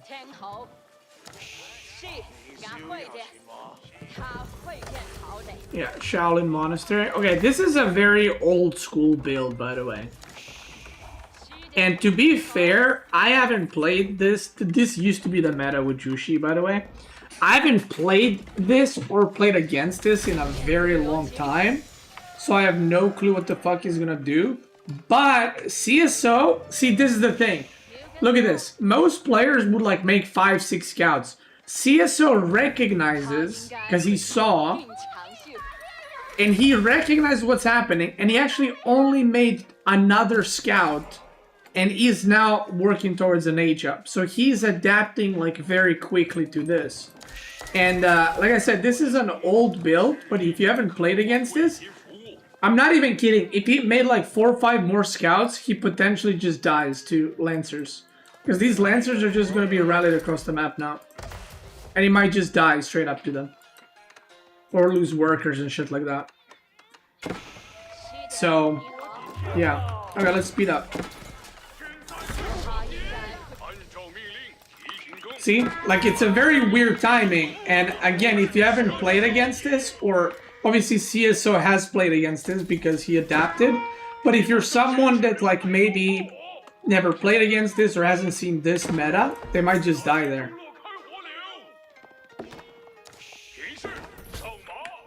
Should the CSO make spears? I mean, the thing is, you do, but you also don't. Because you want to deny the relics.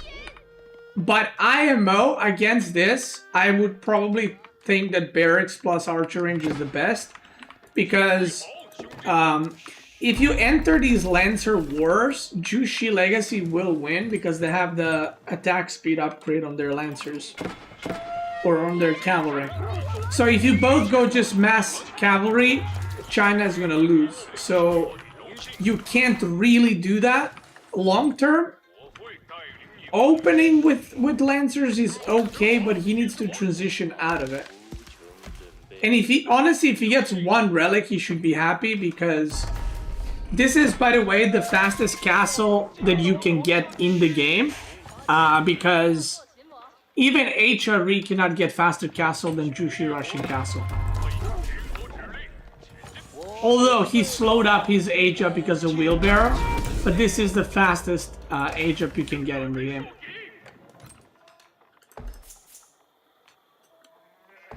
Now again, he's running. See, if I was analyzing Miyamaika's play and I'm supposed to play against him, one thing to notice, all his food workers are always in the same spot. And that is that can be a good thing for you and a bad thing for you. It can be a good thing because you only need to defend that one spot, but that's not a full wall. Oy, oy, oy.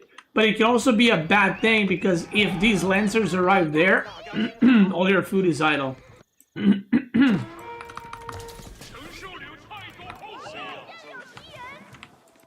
Like this. But he sees it, so that's good. Another stable, okay. Yeah, and this is just turning into Lancer versus Lancer. And if Miyamaika just gets the upgrade, it's gonna be really bad for CSO. I'm surprised Miyamaika didn't already get +2 melee weapon. Oof, he already wins that fight, which is already a disaster. This upgrade right here, it's cheap as fuck too.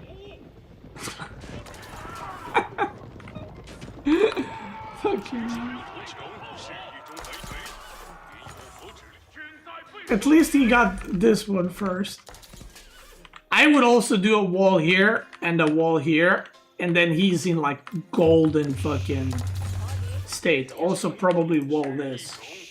Okay, he just cancels it. He's like, yeah, I'm not walling. Yeah, I don't like this from CSO. Like, CSO is the guy that masses knights, but you cannot do this in this matchup. It just...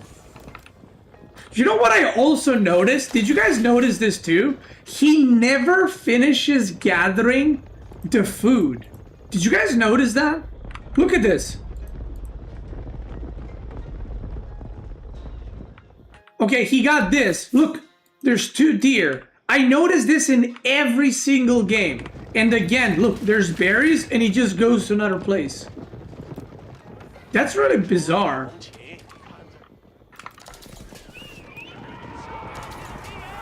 I know in every single game this happened, by the way. Every single one.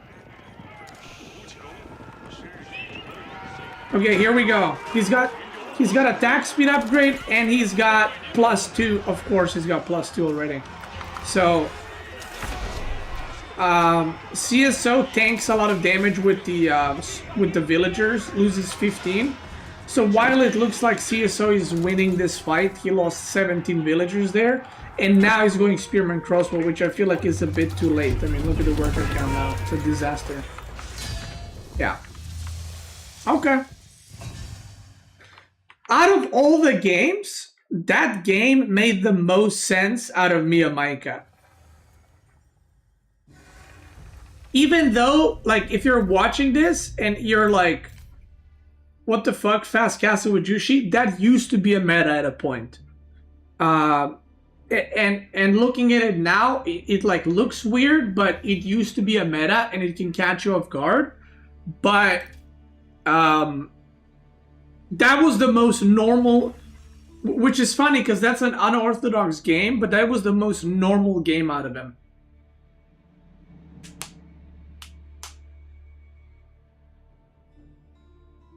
And yeah, CSO definitely making a big mistake there. And by the way, the weakness, if you're wondering why people stopped going that build, the weakness of that fast castle with Jushi is you run out of food really fast. So if you're playing against an opponent that either makes units or fast castles to and goes knights, but they go pro scout into knights, your food is exposed and then you're fucked, and his is not. But I think he got a lot of sheep that last game, so yeah. Not sure how I feel about this.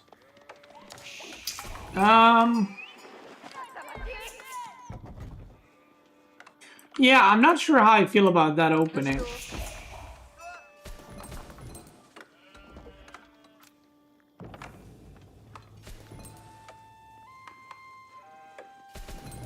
I'm trying to think.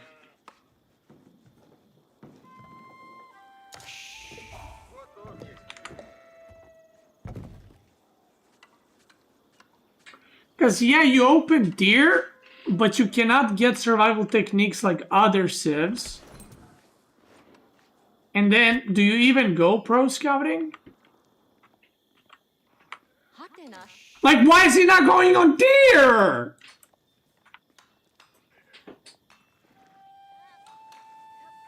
Because if you're CSO now, if you go Pro Scouts, you can get 3, 6, 9, 12 deer. I mean, I guess that's like 2 deer packs.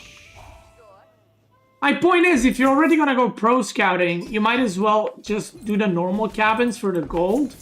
Unless the cabin can be built like here and you push in the deer, I don't know if this is worth it. I don't know. I'll be honest.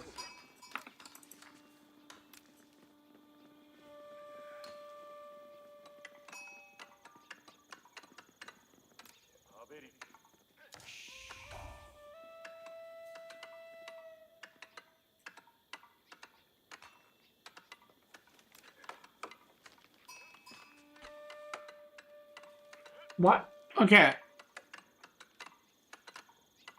At this point, I'm not shocked that he chose to go for this landmark. That it makes no sense against Rus, but it also just doesn't make sense in general. What bothers me is, why is he making it here? You know what I mean? Like, why didn't he make it here? Or like here? Why there? Like, it had to be so far out. And it also makes no sense. You're playing Japanese. You can literally go deer immediately, and you can get survival techniques.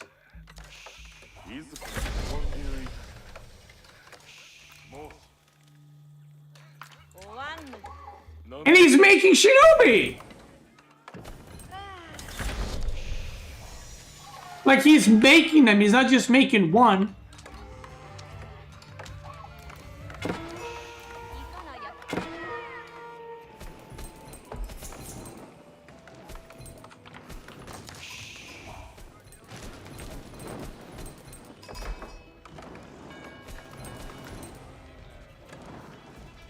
Wow. If I consider getting a standing desk, I don't like those. Look! Okay, someone might be like, oh, he might have built it because of farms, but then he built stables right here, which is not even 4 tiles away, it's 3 tiles away, so it even fucks up the farms. I don't know what to say. Oh no, he didn't destroy it and he got repaired, kicked out of it. Okay, now it's destroyed.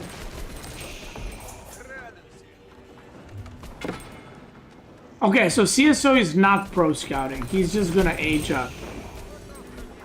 Okay, then going for this deer makes more sense, but I don't know if I like that. I'm not sure. I don't know why he's trying so hard to keep this alive. Like, just let it die. You know? Floating gate. Okay.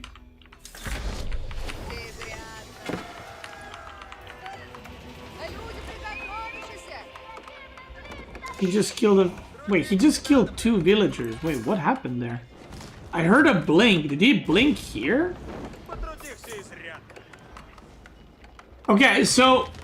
I mean, to be fair, these 2 shinobis did pay off. He killed a house, hunting cabin, and 2 villagers. I mean, just for the 2 villagers. He killed 1 in the beginning? Wait, really? Can you sabotage Golden Gate? You can definitely sabotage it. The question is, do you disable this, or both? I mean, he's just gonna mounted samurai spam, right?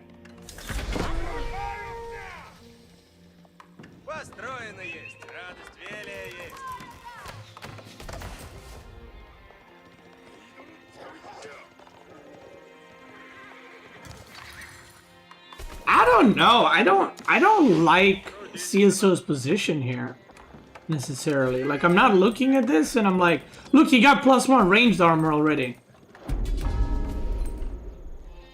And he's going horseman. He's not even going mounted samurai.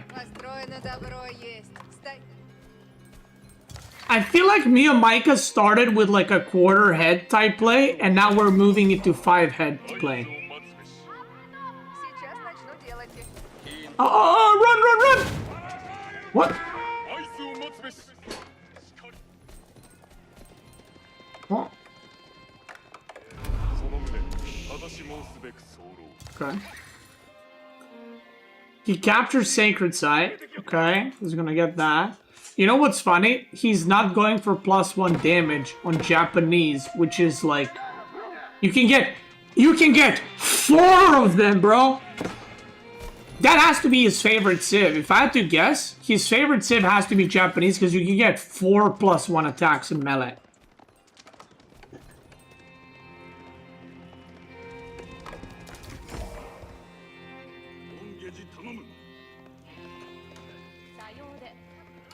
Why is he not getting it? Hello? It's like dirt cheap and it's 15 seconds too. No way.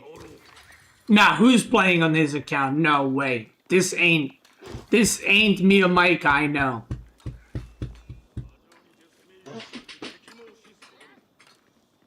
I'm never eating chicken again while I'm streaming.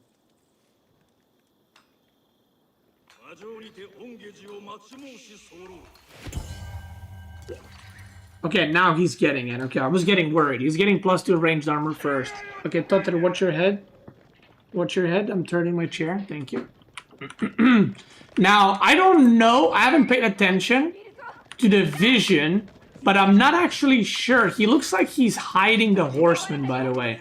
So I think there's a chance CSO... Yeah, I don't know if CSO knows about the horseman. And look at this. He's hitting a +2 ranged attack timing right now. With horsemen that got +6 ranged armor. And he's just causing chaos. Everything's idle. 4 worker kills right now. Relics, 1. Okay. Shinobi are coming in hot. Watch out. Disable the archer ranges. Oh my god. Oh my god. He disables the +2 ranged attack. 2 relics to 1.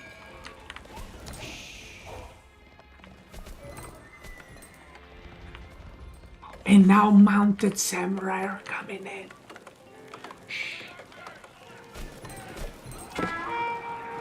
But he's dead.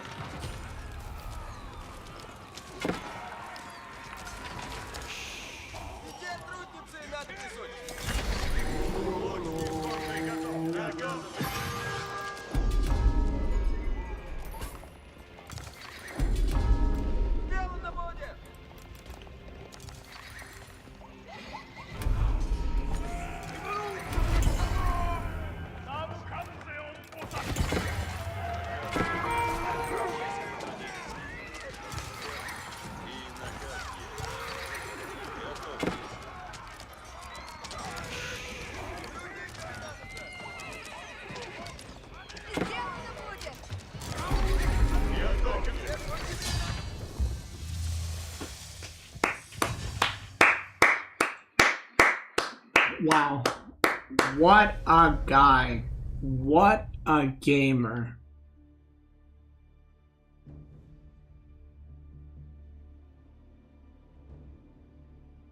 I mean, what do you say there? You know what I mean?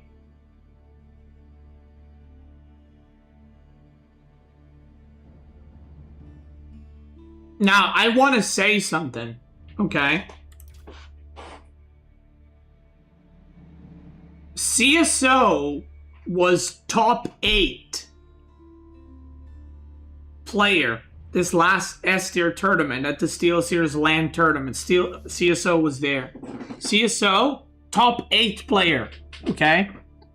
CSO has almost beaten Lucifron. CSO lost to Lucifron 3-2.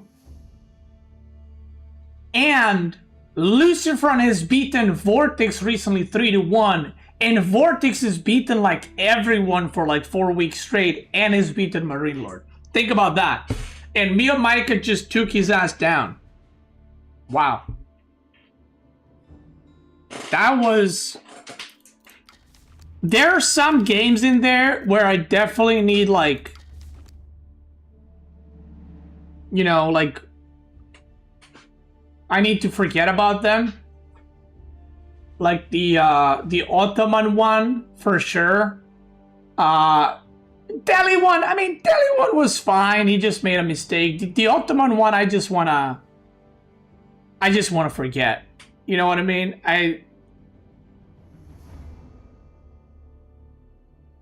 It's not like it's just not it. You know what I mean? It's just not it. So the rest of them, he plays a bit weird, but he cooked. And what a gamer. He's the new GOAT. He is. I think he might be the new GOAT. He played that pretty well. So yeah, maybe it's the new Ottoman meta, true. If you're watching this, I'm definitely uploading this on YouTube. If you're watching this on YouTube, thank you so much for watching. I appreciate it. I hope you have a great day. And if you're watching live, let's keep going.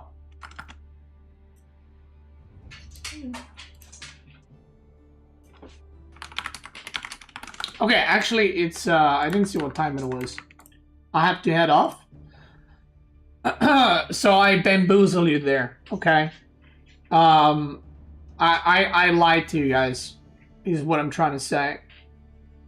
Pastor, Tag Miles, PT Miguel, Kong, Go Ivanheim, Duck 181, Marco Tambi 84, or 87 Sarina, Spose X Rocket Malay, Trickster Boy, Trailer Walker, Captain There Alone, Hinata, Other Rat, Raven, and Sabrina. Thank you guys so much for watching. I appreciate you all. I hope you have a great day. Next time I'm streaming, I should be streaming tomorrow, but next time I'm streaming, I will be watching Magic's video. So yeah, who am I going to be rating? I don't know, but I gotta bail. Just open Twitch and go watch someone else's stream, okay? Go support other AoE4 content creators, and we'll watch Magic's video next time I stream. Thank you, everybody. Have a great night, a great day. I'll see you guys